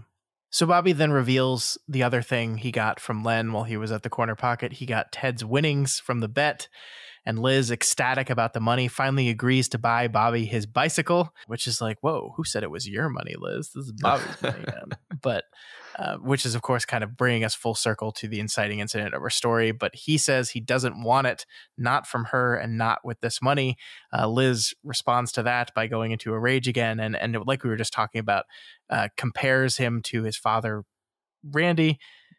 And Bobby, in his anger, like strikes back at her, like blames her for all the lies and the distortion of who his father is, and almost threatens to hit her. This is what we were talking about earlier, that he raises his fists to his mother, which is, I don't know, I've never done that.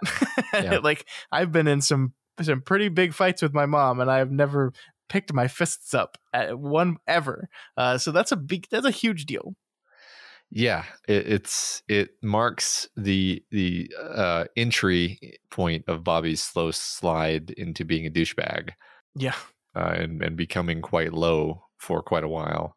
Yeah, I would say. And I think we kind of leave with Bobby almost deciding that Alana's version of her father is the correct one, which, as we discussed, might not be 100% true, but that's what he's decided, and that could probably tie into his douchebaggery here, that he's kind of chosen to only see the like, he's kind of doing a similar thing to his mother that perhaps his mother did to his father, that he's choosing to focus on the worst possible parts of her. Mm-hmm. Yeah, right. And he's choosing to like emulate things about his father that he's kind of just made up because he doesn't actually know his father. Yeah. And yet Bobby allows himself to acknowledge that he does know his mother now, and as much as he doesn't want to, that Ted has opened this window into his mother, and he understands her on a level that maybe he didn't before. And part of this is knowing that she does love him. Despite everything, she does love him. And so he requests from her the only thing that she can give him at this point: shitty pancakes. Mm. The pancakes at the very beginning of this week's reading that Bobby mentioned were huge but tasteless. That's what he wants, and I think that's an acknowledgement that sometimes there's only certain things that people can offer you. That the things that Bobby needs from his mother, he's probably just never going to be able to get, and the only thing he can get is big tasteless pancakes. Yeah, it's a gesture.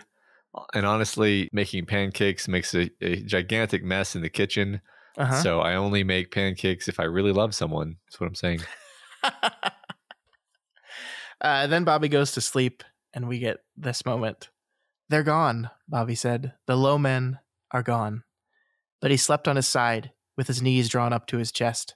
His nights of sleeping wide open on his back were over. Mm-hmm. So sad. Yeah. Childhood gone. Yep. That's such a, like you mentioned earlier, it's such a perfect kind of just visual marker of childhood and not childhood here. Yeah, this open style of not a care in the world, like completely exposing myself to everything. If you were sleeping out under the stars, it'd be the worst way to sleep, but not worried about it. Yeah. All right, so we move on to chapter 11, a much shorter chapter, which is good because we're once again running long. This chapter is titled Wolves and Lions, Bobby at Bat, Officer Raymer, Bobby and Carol, Bad Times, an Envelope. And this is kind of our denouement chapter, right? And it's actually going to be like really sad, like really, really sad. Bobby learned a lot from the windows that Ted and the low men opened up for him, but he wasn't ready for much of it. And like you said last week, the confusing years between 12 and true adulthood don't actually provide a lot of answers, especially when you don't have a person to steer you straight, as Liz Garfield clearly is not able to do. Yeah. Part of me wishes the book ended on chapter 10 and we didn't even get this, because this part is just merciless. Mm-hmm. Which, I mean, obviously this is just as central to the book as anything else is, but it does suck to watch our Bobby go through all this. Yeah. It starts off innocently enough, though, Matt, with Bobby just throwing a temper tantrum after getting fairly called out, trying to stretch a double into a triple in the big summer basketball game. This immediately alienates his old friend SJ, though. And it just makes me think about the happy moments at the beginning of the story, right? The three of them just hanging out, shooting the shit, doing kid things. That's all gone now. Yep. And it's not like it's an accident that Bobby does it. It's not like it's just temper. It's like he's lashing out of deep pain and anger to intentionally scuttle this friendship, because I think again, SJ is a source of vulnerability, and he can't abide that right now. He doesn't want that. Yep. I love that. We talked in the first episode about that this seems like it could be the type of friendship that might just naturally kind of dissolve over time. Mm-hmm. And it still might have been that, but it's not even given that opportunity because Bobby doesn't let it. Yeah. We learn that Liz is going to use the TED money to buy into a friend's real estate business in Massachusetts, so her and Bobby will be moving there before the end of the summer. But first, he has some unfinished business to do. The stalking passage here, Matt, is just wonderful and disturbing. Bobby spent the hour between 3 and 4 p.m. each day in the corpse of trees where he had, I said corpse, that's ominous, where he had cried out with his head in Carol's lap. Sometimes he read a book. The one about George and Lenny made him cry again. Guys like us that work on ranches are the loneliest guys in the world. That was how George saw it. Guys like us got nothing to look ahead to. Lenny thought the two of them were going to get to the farm and raise rabbits, but long before Bobby got to the end of the story, he knew there would be no farms and no rabbits for George and Lenny. Why? Because people needed a beast to hunt. They found a Ralph or a Piggy or a big stupid hulk of a Lenny, and they turned into low men. They put on their yellow coats, they sharpened a stick at both ends, and they went hunting. So, I mean, it's not like that's an inaccurate take from the books that Bobby has been experienced with, but it's certainly the most depressing, pessimistic take that you could possibly have. Yeah, that's true. I mean, once again, I must remark on the fact that Ted sure gave him a bunch of downer books to read, and yes, they are all thematically connected in this way. Yeah, I don't know. I mean, do you think he's reading these books in an overly pessimistic way? Is that what you are saying here? I don't know if I'm ready to like conclude that, because I do think like the point of each of these books is that like the world is cruel and people can turn into monsters very easily, and there's not much we can do about it at times. I mean, I do think the world is a little bit more complicated than that, so he's choosing to kind of wallow in these books. So yeah, I mean, you wonder like what was going through Ted's mind when he said the next one he should read, I think, is Of Mice and Men. Because that's going to be the one that really teaches him what it's like to be a human being. I mean, I know you see Ted as this perfect, wonderful angel. I do think Ted is a man who has just spent the last who knows how many years working towards the destruction of the universe. And I think he escaped. And I wonder if the books he's giving like kind of reflect his mood as he's realizing that he's fucked. And there's very little hope that he's going to get out of this okay. Like, he does have the gunslinger, like he has some hope as he leaves the pages of this book, and we don't see him again till Dark Tower 7. But like, it's got to beat you down that to be exposed to the low men and the Crimson King and the worst possible things imaginable working to undo all of existence. Yeah, you probably become a little bit of a pessimist. Yeah, there's something I don't think we've talked about a ton, but the idea that if you read between the lines, Bobby's not, adult enough to see that Ted is suffering, but we, the reader, can read between the lines and see that Ted is suffering. Ted is this old man. He's not in a great place in his life. He needs Bobby as much as Bobby needs him, and I don't think Bobby realizes that, but I think that is there for us to see. Yeah. So Bobby decides to get a little bit back this summer, and he beats the absolute shit out of Harry Doolin with a bat. He almost kills the boy too, but Ted's voice steadies him at the last minute and stops him from doing it. But when the cops arrive at the Doolins later that day, Liz Garfield lies for her son, saying he was with her all day. And we get this part as the cops walk away. Back in the apartment, speaking in the same calm voice, Liz asked, "Was he one of the boys that hurt Carol?" "Yes." "Can you stay out of his way until we move?" "I think so." "Good," she said, and then kissed him. She hardly ever kissed him, and it was wonderful when she did. I hate to say this lest I be accused of having an inflexible and immature moral code like I was in one of our earlier podcasts, but this feels like a bad lesson to teach your 11-year-old child. Yeah. I mean, there's standing up for the weak, and then there's stalking somebody in the woods for days or maybe weeks, and then violently assaulting them with a bat and nearly killing them. Yeah. I mean, yes, I hear you. It is interesting because Carol also thanks him for the same thing. Yeah.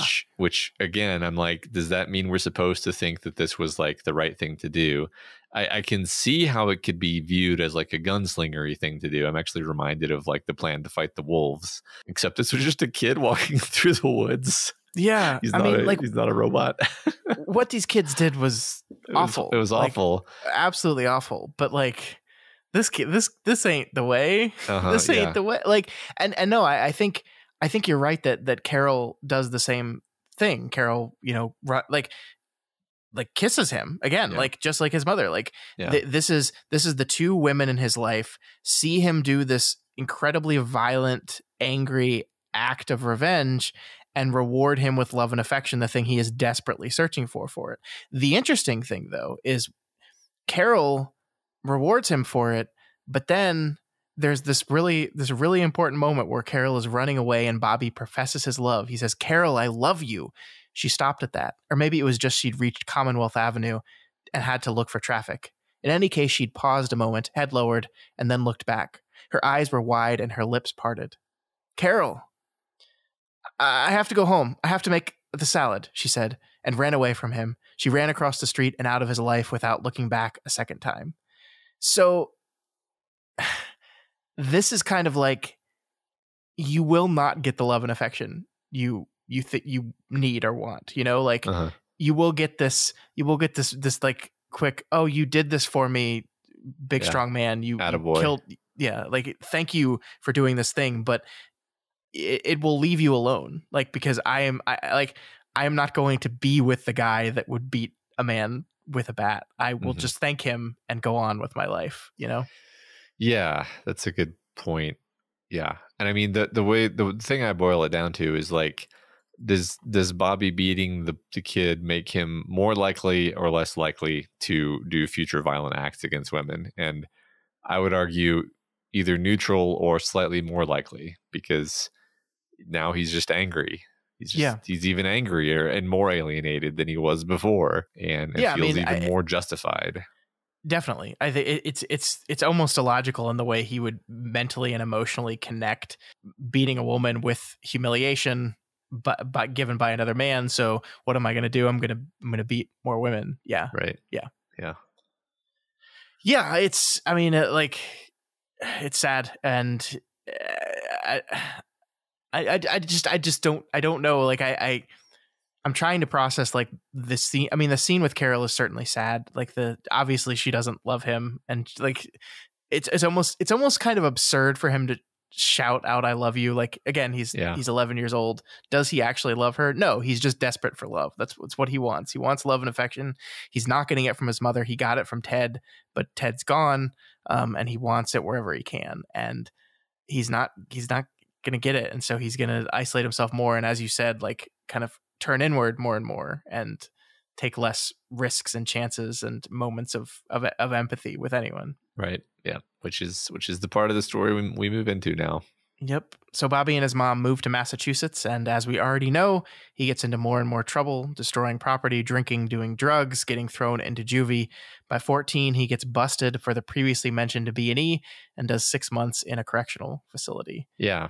So it's not just normal teenage growing pains. It's actually an extremely troubled adolescence. I was especially saddened by the part where he just eventually gets to the point where he just beats somebody up for their guitar and steals their guitar. He's just a thug. That was a moment where it's just like, okay, so he's just completed the transition into being just a bad person. Like, he's not, this isn't our Bobby anymore. Yeah, that was definitely the low point. So yeah, and I mean, it's like, again, this is something I get. You read Lord of the Flies and you come out of it with this really negative view of humanity, and I think that where Bobby is like, I'm the only one that's going to look out for myself. So if I want something, I need to take it myself, because no one else is going to get it for me. No one else is going to give it to me. And I get that that's like, I get that why you would develop that, but I don't know. I just feel like, is that really the lesson of like Lord of the Flies and of Mice and Men? Like, that's the thing we should come away with these stories from, that the world is pointless and horrible, and don't bother. I mean, I think that's the thing that maybe, yes. I mean, no, like that. Like, I think what you were saying a minute ago about Bobby missing the point is like the protagonist of Lord of the Flies is the kid who tries to stick to like a sense of order and civilization, Mm-hmm. and he's Community. yeah, exactly, and protecting the younger kids and protecting the weaker kids. I think he falters. I don't remember the book that well, but I think he falters here and there. But that's what he's trying to do, and that's clearly portrayed as the right thing to do. Mm-hmm. And I mean, I think you can say similar things about the protagonist of Mice and Men, and like yeah, like I do think that it's those are very like humanist books that are just also realist, like Yeah. or maybe you could say like, you know, in the interest of being a good human, you have to be very vigilant against the bad parts of what it is to be human. Yeah. Well, and the idea that just because these things are true and the low men are everywhere, like doesn't mean you don't try and hope and you know, connect. And you know, we're about to move into the letter from Ted, and that's what does it, right? Like that's what saves Bobby. If he's going to be saved, it's connection. Because I'm just going to read it because Yeah. So basically, Carol had been continuing to write him throughout time, but they eventually stopped. But then one day, when he's coming back from juvie, he gets one final letter from Carol. It's not a postcard from Ted, but it's an envelope from Ted stuffed with those red rose petals from the fields in front of the tower. And we see this. As on the day when he had punished Harry Doolin for hurting Carol, he heard Ted's voice. Then it had been mostly imagination. This time Bobby thought it was real, something which had been embedded in the rose petals and left for him. Steady on, Bobby. Enough is enough, so just steady on. Control yourself. He sat at his desk for a long time with the rose petals pressed to his face.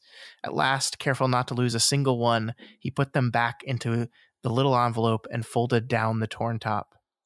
He's free. He's somewhere. And he remembered. He remembered me, Bobby said. He remembered me.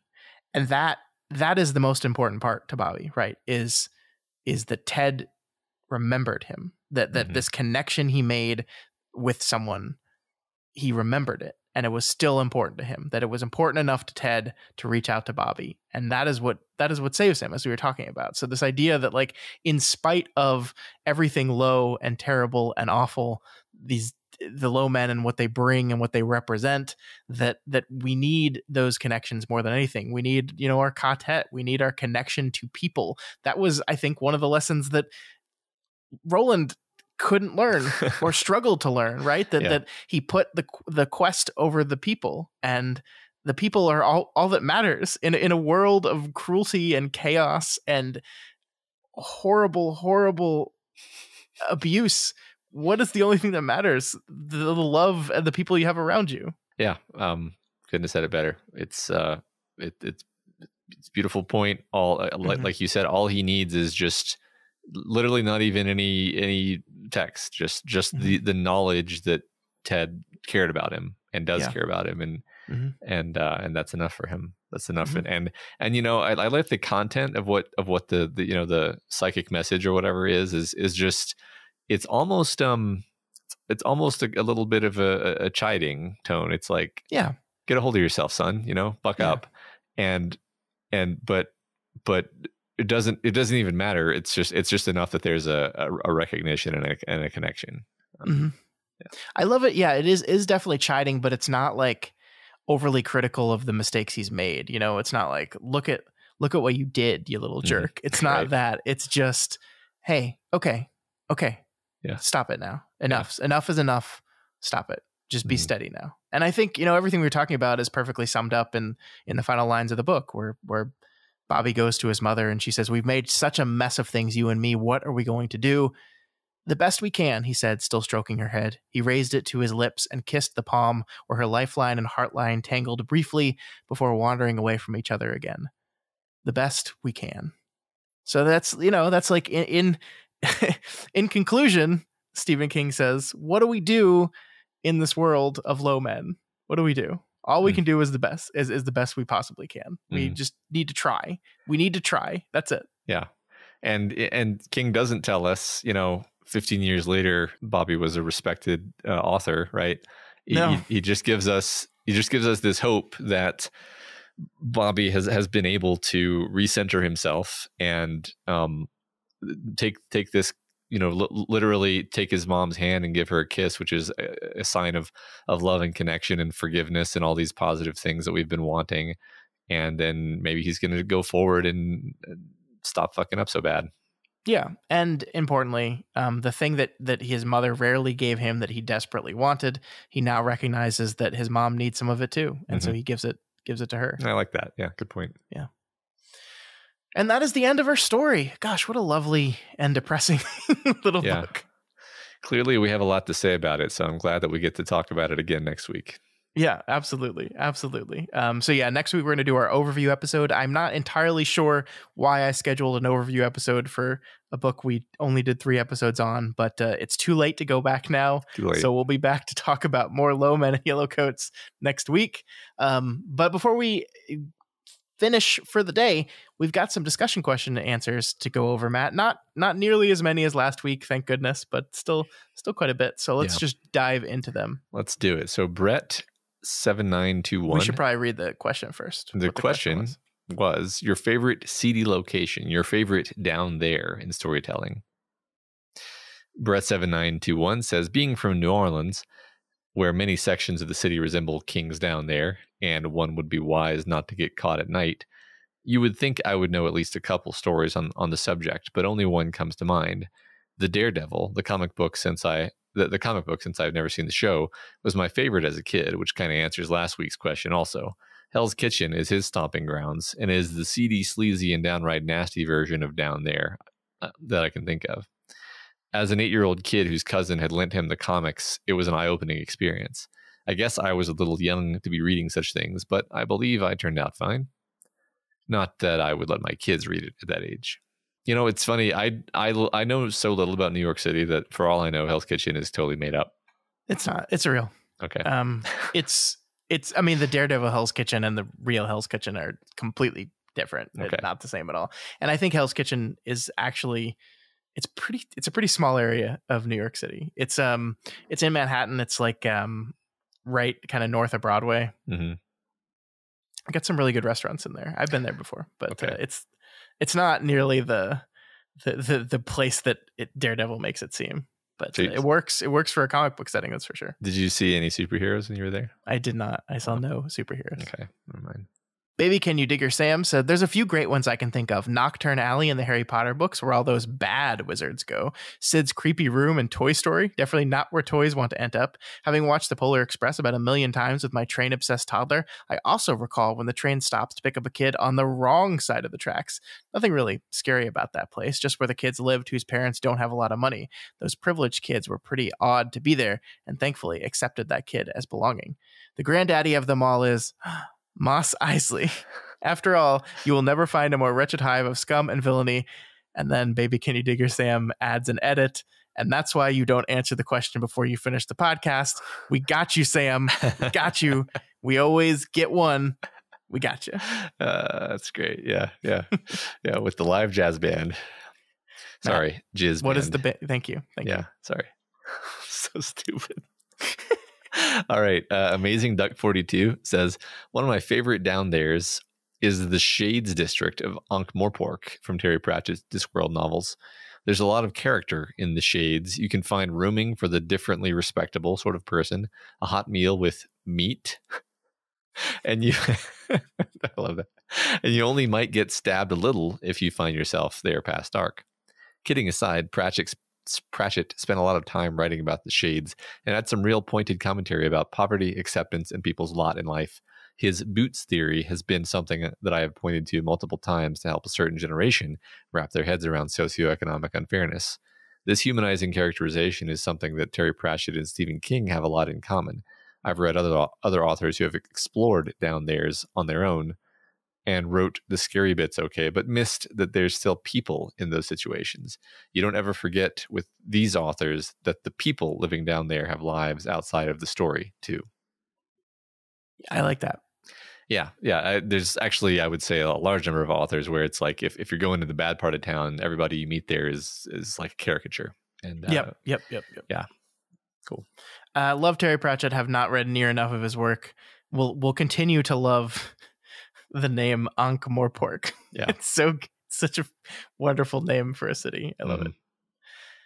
Pedro Achilles says, when it comes to fictional seedy locations, the first thing I think of is The Last Resort from Total Recall. It's some combination of dance club and brothel, but also looks like a place where you could get a 50s-style hamburger and strawberry milkshake, full of big 80s hair, 3-boobed prostitutes, crooked muty cabbies, Hank from Breaking Bad, and a soundtrack that could play over any stage from Streets of Rage. What more could you want from down there?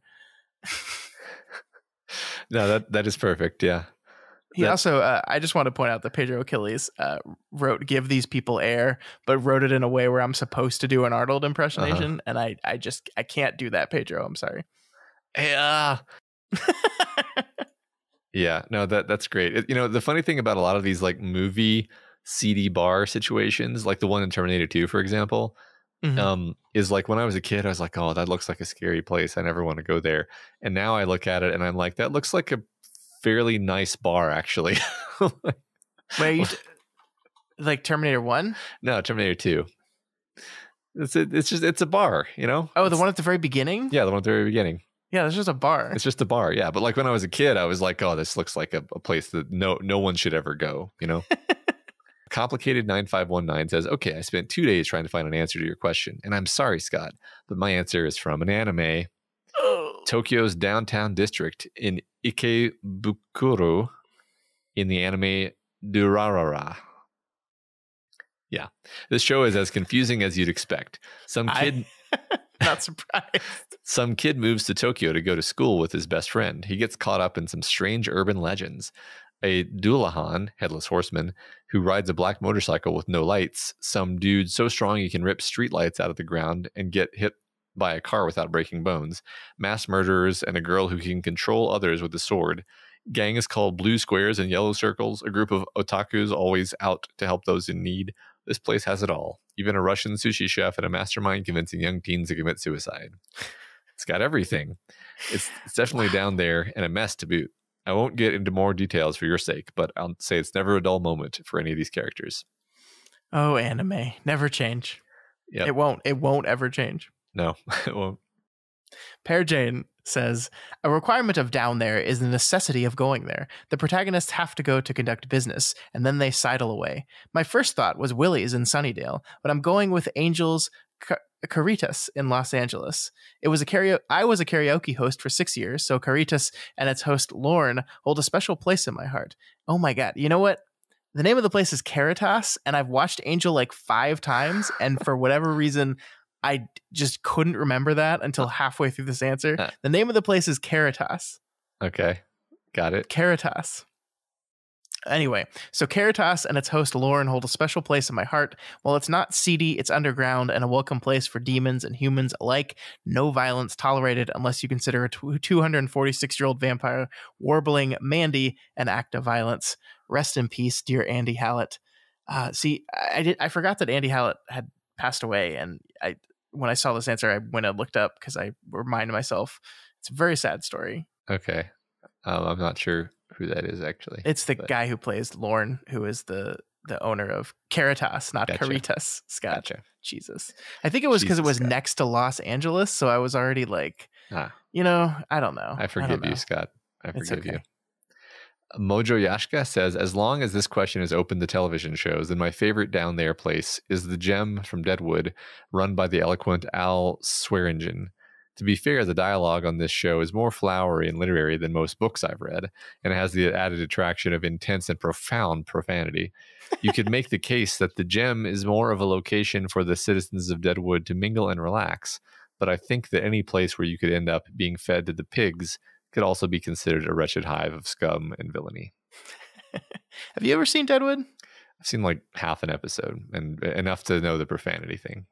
Oh, yes. I mean, If you didn't know swears before you watched Deadwood, you'd know them all after you finished. Yes. It's a very good show. Seems like it. Very good old HBO show for sure. Mm-hmm, mm-hmm. Shortstop 88 says, short answer, Tortuga. Everyone loves Tortuga. Long answer, Jaya Island from the pirate manga One Piece. I appreciate Shortstop that you said pirate manga, because as we know, I just recently learned that One Piece was about pirates. Mm-hmm. Jaya is an island where many pirates gather. Upon arriving there, the main cast sees people fighting, shooting, and setting off explosives from their first minutes. And as the main character enters town, he tells his friends, "This place looks like a lot of fun." The location is a popular memory amongst fans due to the few standout scenes, one of which has a man proudly side with the main character and shout, "The dreams of men shall never die," after the main character is laughed out of a bar for standing up for his dream or passion. The scene really captured an important theme in the story, so I had to pick that setting as my favorite low place. Awesome. Couldn't have just stuck with Tortuga. You had to go to One Piece. Tortuga is like the perfect caricature of this concept, though, now that we mention it. All84001 says, my favorite down there is a less specific example and more of a template that you might see over and over, especially in 80s movies. The seedy, dirty, loud, and rowdy nightclub. In the late 70s and early 80s, you were guaranteed to find it full of punk rockers with leather jackets and mohawks and piercings. Oh my.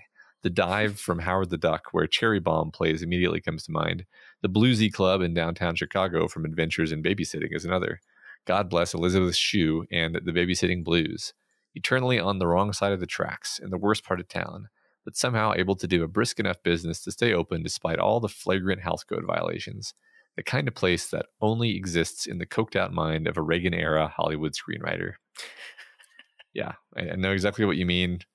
So exactly, yeah. Yeah, it's funny. What another thing that jumped into mind, which is related but not the same, is like the like techno goth club that they go to in The Matrix in the very beginning. When it's like, that's a place where I'm like, I'm not sure that such a place exists in reality, but I get it. It's definitely a down there. They definitely exist, man. You're just not clubbing. You just gotta club more. I'm not in that. I mean, I know goth clubs exist, but I don't know if they're like quite at that level. But maybe I'm just wrong. Let me know. I feel like they get. Who has been to the goth club from The Matrix? Yeah. Right, let us know. kingslingerspod@gmail.com. I actually have friends who go to goth clubs regularly, so I'll just ask them if it's like the one in The Matrix. So. Michelle Y says, King writes a lot about down there, but my favorite is from Peter Straub's novel Mystery. Mystery is a layered mystery full of political intrigue set in the fictional Caribbean island nation in the 1950s. The protagonist is just 2 levels of the tower removed from the one you'll meet in Straub and King's books later this season. Call him a distant cousin, perhaps. Tom Passmore is a wealthy kid from a powerful family surrounded by secrets he doesn't understand. He develops an interest in recent crime that leads him into a labyrinth of interlocking mysteries, past, present, and personal, and takes him from his quiet, privileged neighborhood to the seedy side of his island world, where women sell their hair, and a brutal string of murders in the 1920s inspired a top jazz record that haunts Tom's mother. Tom finds himself staying in the hotel where the murders occurred, where the musician composed the album about them, and he reads the dramatized account of the murders challenged by the original detective to find what was missed. I have spoiled nothing. Mystery is a slow burn, a very satisfying one. That sounds incredibly fun, actually. It does, actually. This is a very compelling summary. Yeah. Well done, Michelle. Yeah. I'm into this. I enjoyed Peter Straub's ghost stories, but I really want to read this. Yeah. No, it's funny that Tom Passmore is also a great Stephen King name. So it is. All right. Jennifer D says, my favorite down there is definitely Risa in the Star Trek universe. You just show up on a paradise planet, display a fertility symbol, and are offered Jamaharan. Even the stoic Captain Picard gets a little funky on Risa. Nice. Yeah. Yeah, he does. Very, very open-minded universe, that Star Trek. Get it, Captain. Yeah. Get it. Lastly, Steve L says, my favorite down place has to be the underworld in Neverwhere by Neil Gaiman. Not only for the description of the place and the people there, but the people's take on the place and what it means to them. It's a fantastic world overlapping the real world and yet invisible to most. His finest book, in my opinion. You know, I keep thinking I've read all Neil Gaiman, and then someone gives an answer that's Neil Gaiman, and I'm like, I've never read that one. Yeah, I may be totally unfamiliar with Neverwhere, actually. That's fascinating. Mm-hmm. Cool. Well, as we wrap up, I wanted to say it's interesting how like the crossing the threshold part of the hero's journey very often involves going to one of these down low places. Yeah. Yeah. That's just something I was noticing as we were going over all of these. Yeah. I mean, I think often a change in moving from one world to the next, as that part of the hero's journey is called, it's usually a lower world in the general sense of that meaning. Like to experience change, you have to move away from your comfort zone, and normally our heroes are rather sheltered at the beginning of their journey. So right, exactly. Yep. Yeah. All right. Next week we would normally do a mailbag for our overview episode, but since we just did one like 3 weeks ago, I'm assuming you don't have any new questions for us, so we're not going to do a mailbag. We do still want to have an audience interaction thing though, so I think we're just going to like ask you guys, what did you think of Low Men in Yellow Coats? Did you enjoy it? What do you think of Hearts in Atlantis in general, without any spoils for Matt on the later stuff? Yeah, and do you have any other kind of interpretations or spins on things that we might not have hit upon? Because there's a lot of depth to this book. Like, it for being a very short book, I don't actually feel like I've fully explored it yet, you know? Yeah, I mean, this episode in particular, for all the prepping I did and all the writing I did prior to this episode, I feel like I was grasping for words more than I have been in a while. So me too. I appreciate, like, this is why I love doing this with you, because you lead my mind to different places and pull me out of my comfortable understanding of what this book is saying. But that leads to me going, maybe. And so, yeah, we'd love to get y'all's take on it. And maybe you can kind of help us structure our overview episode with your responses. Yeah, totally. But that is going to do it for us this week. As we said, next week we'll be taking one last look at Low Men in Yellow Coats before we move on with the rest of our books. To get a head start, if you want to get a head start, the week after next, we're going to be doing the short story Everything's Eventual from the short story collection Everything's Eventual. It is only going to be a 50-page short story, so it's just going to be a one episoder. So if you want to participate in that, that's where you can find that. And apparently the audiobook doesn't list which stories are which. So if you have the audiobook, it's chapter 9. I think that's what one of our listeners said. So we'll cover this again next week, but just if you want to get a head start. So funny how incompetent they are at labeling things. It is. Anyway, remember you can reach out to us via email at kingslingerspod@gmail.com or over on Twitter at kingslingerspod, and the subreddit at r/doofmedia is a great place to answer that discussion question or just to talk about other Stephen King stuff. And if you are not already subscribed to Kingslingers, we strongly recommend you do it. You can find us on everywhere that there are podcatchers, and you should subscribe, because that's how you make sure you know when we have a new episode. And there's bonus stuff maybe coming within the next couple of days that you don't want to miss.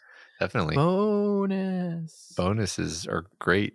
It's like extra more than the normal amount. That is what that word means. Yes. Mm-hmm. And if you like any of our shows and you want to support them, then please consider donating to our Patreon account at patreon.com/doofmedia. We would really appreciate it. I think we should maybe start recording the outro first, so it's like solid instead of after 2 hours of talking about other stuff. Maybe, Scott, maybe. If you cannot afford to donate, that is absolutely okay. You can help us out by sharing this podcast with everyone. We're getting tons of new emails right now I'm not sure exactly why, but people talking about how they have tried out the show for the first time and they're enjoying it. So that means you folks are sharing it. So thank you so much for doing that. And of course, the other way to help us out is by leaving us rating and reviews on Apple Podcasts. This week's Spotlight review comes from Steve Living Room, who gives us 5 stars and says, "Best podcast out there. This is by far the best podcast, let alone Stephen King podcast out there. Scott and Matt run a professional podcast, but are never snobbish. The flow is amazing, going deep into King's Dark Tower series each episode, making the series so much more understandable and enjoyable. Their friendship and comedy work so well as a team. My favorite day of the week is Thursday because I look forward to each episode. This podcast really helped me get through the pandemic season." I can't read. This podcast really helped me get through the pandemic. Period. Season 2 is just as fun as they dive into King's books that relate to the Dark Tower series. Apart from being fun to listen to, it's also made me a better teacher. I've taken their style of breaking down scenes and sentences and their passion for the works and incorporated both into my literature class. Thank you for always having Thursdays to look forward to. Wow, Steve. Thank you. So that is like the best compliment and the thing that makes me feel most uncomfortable in the world when people say that they teach class differently. You're the professional here. We're just doing this for fun. I'm kind of stunned. I really appreciate that. Yeah. Best 5-star review. There you go. Well, that's mean to all the other 5-star reviews. So. You're all the best, but Steve, I'm winking. Thank you so much, Steve, and thank you to everyone else who has taken the time to submit those ratings and reviews. We do really appreciate them. And that's going to do it for us this week. We'll see you back here next week for one final conversation about low men and about yellow coats and about purple cars and about the loss of innocence. No more books about the loss of innocence, fortunately. Yeah, just books about monsters, I hope, from now on. We need to have a book about the discovering of innocence, you know? Yeah, hey, good idea. All right, folks, long days and pleasant nights. And may you have twice the number.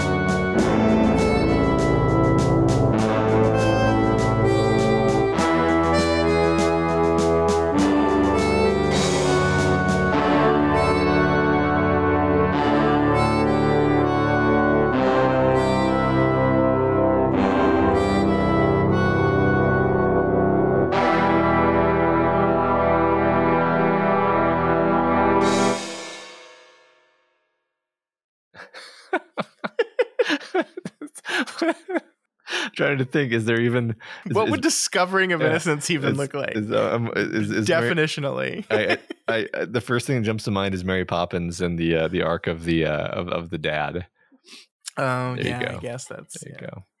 Like, I could see rediscovering of innocence, but discovering of innocence, going from being cynical and jaded to becoming innocent for the first time. Oh man. Maybe it's like a time loop. I'm going to leave that Caritas stuff in because I'm embarrassed, but in a good way. It's fun. It's great.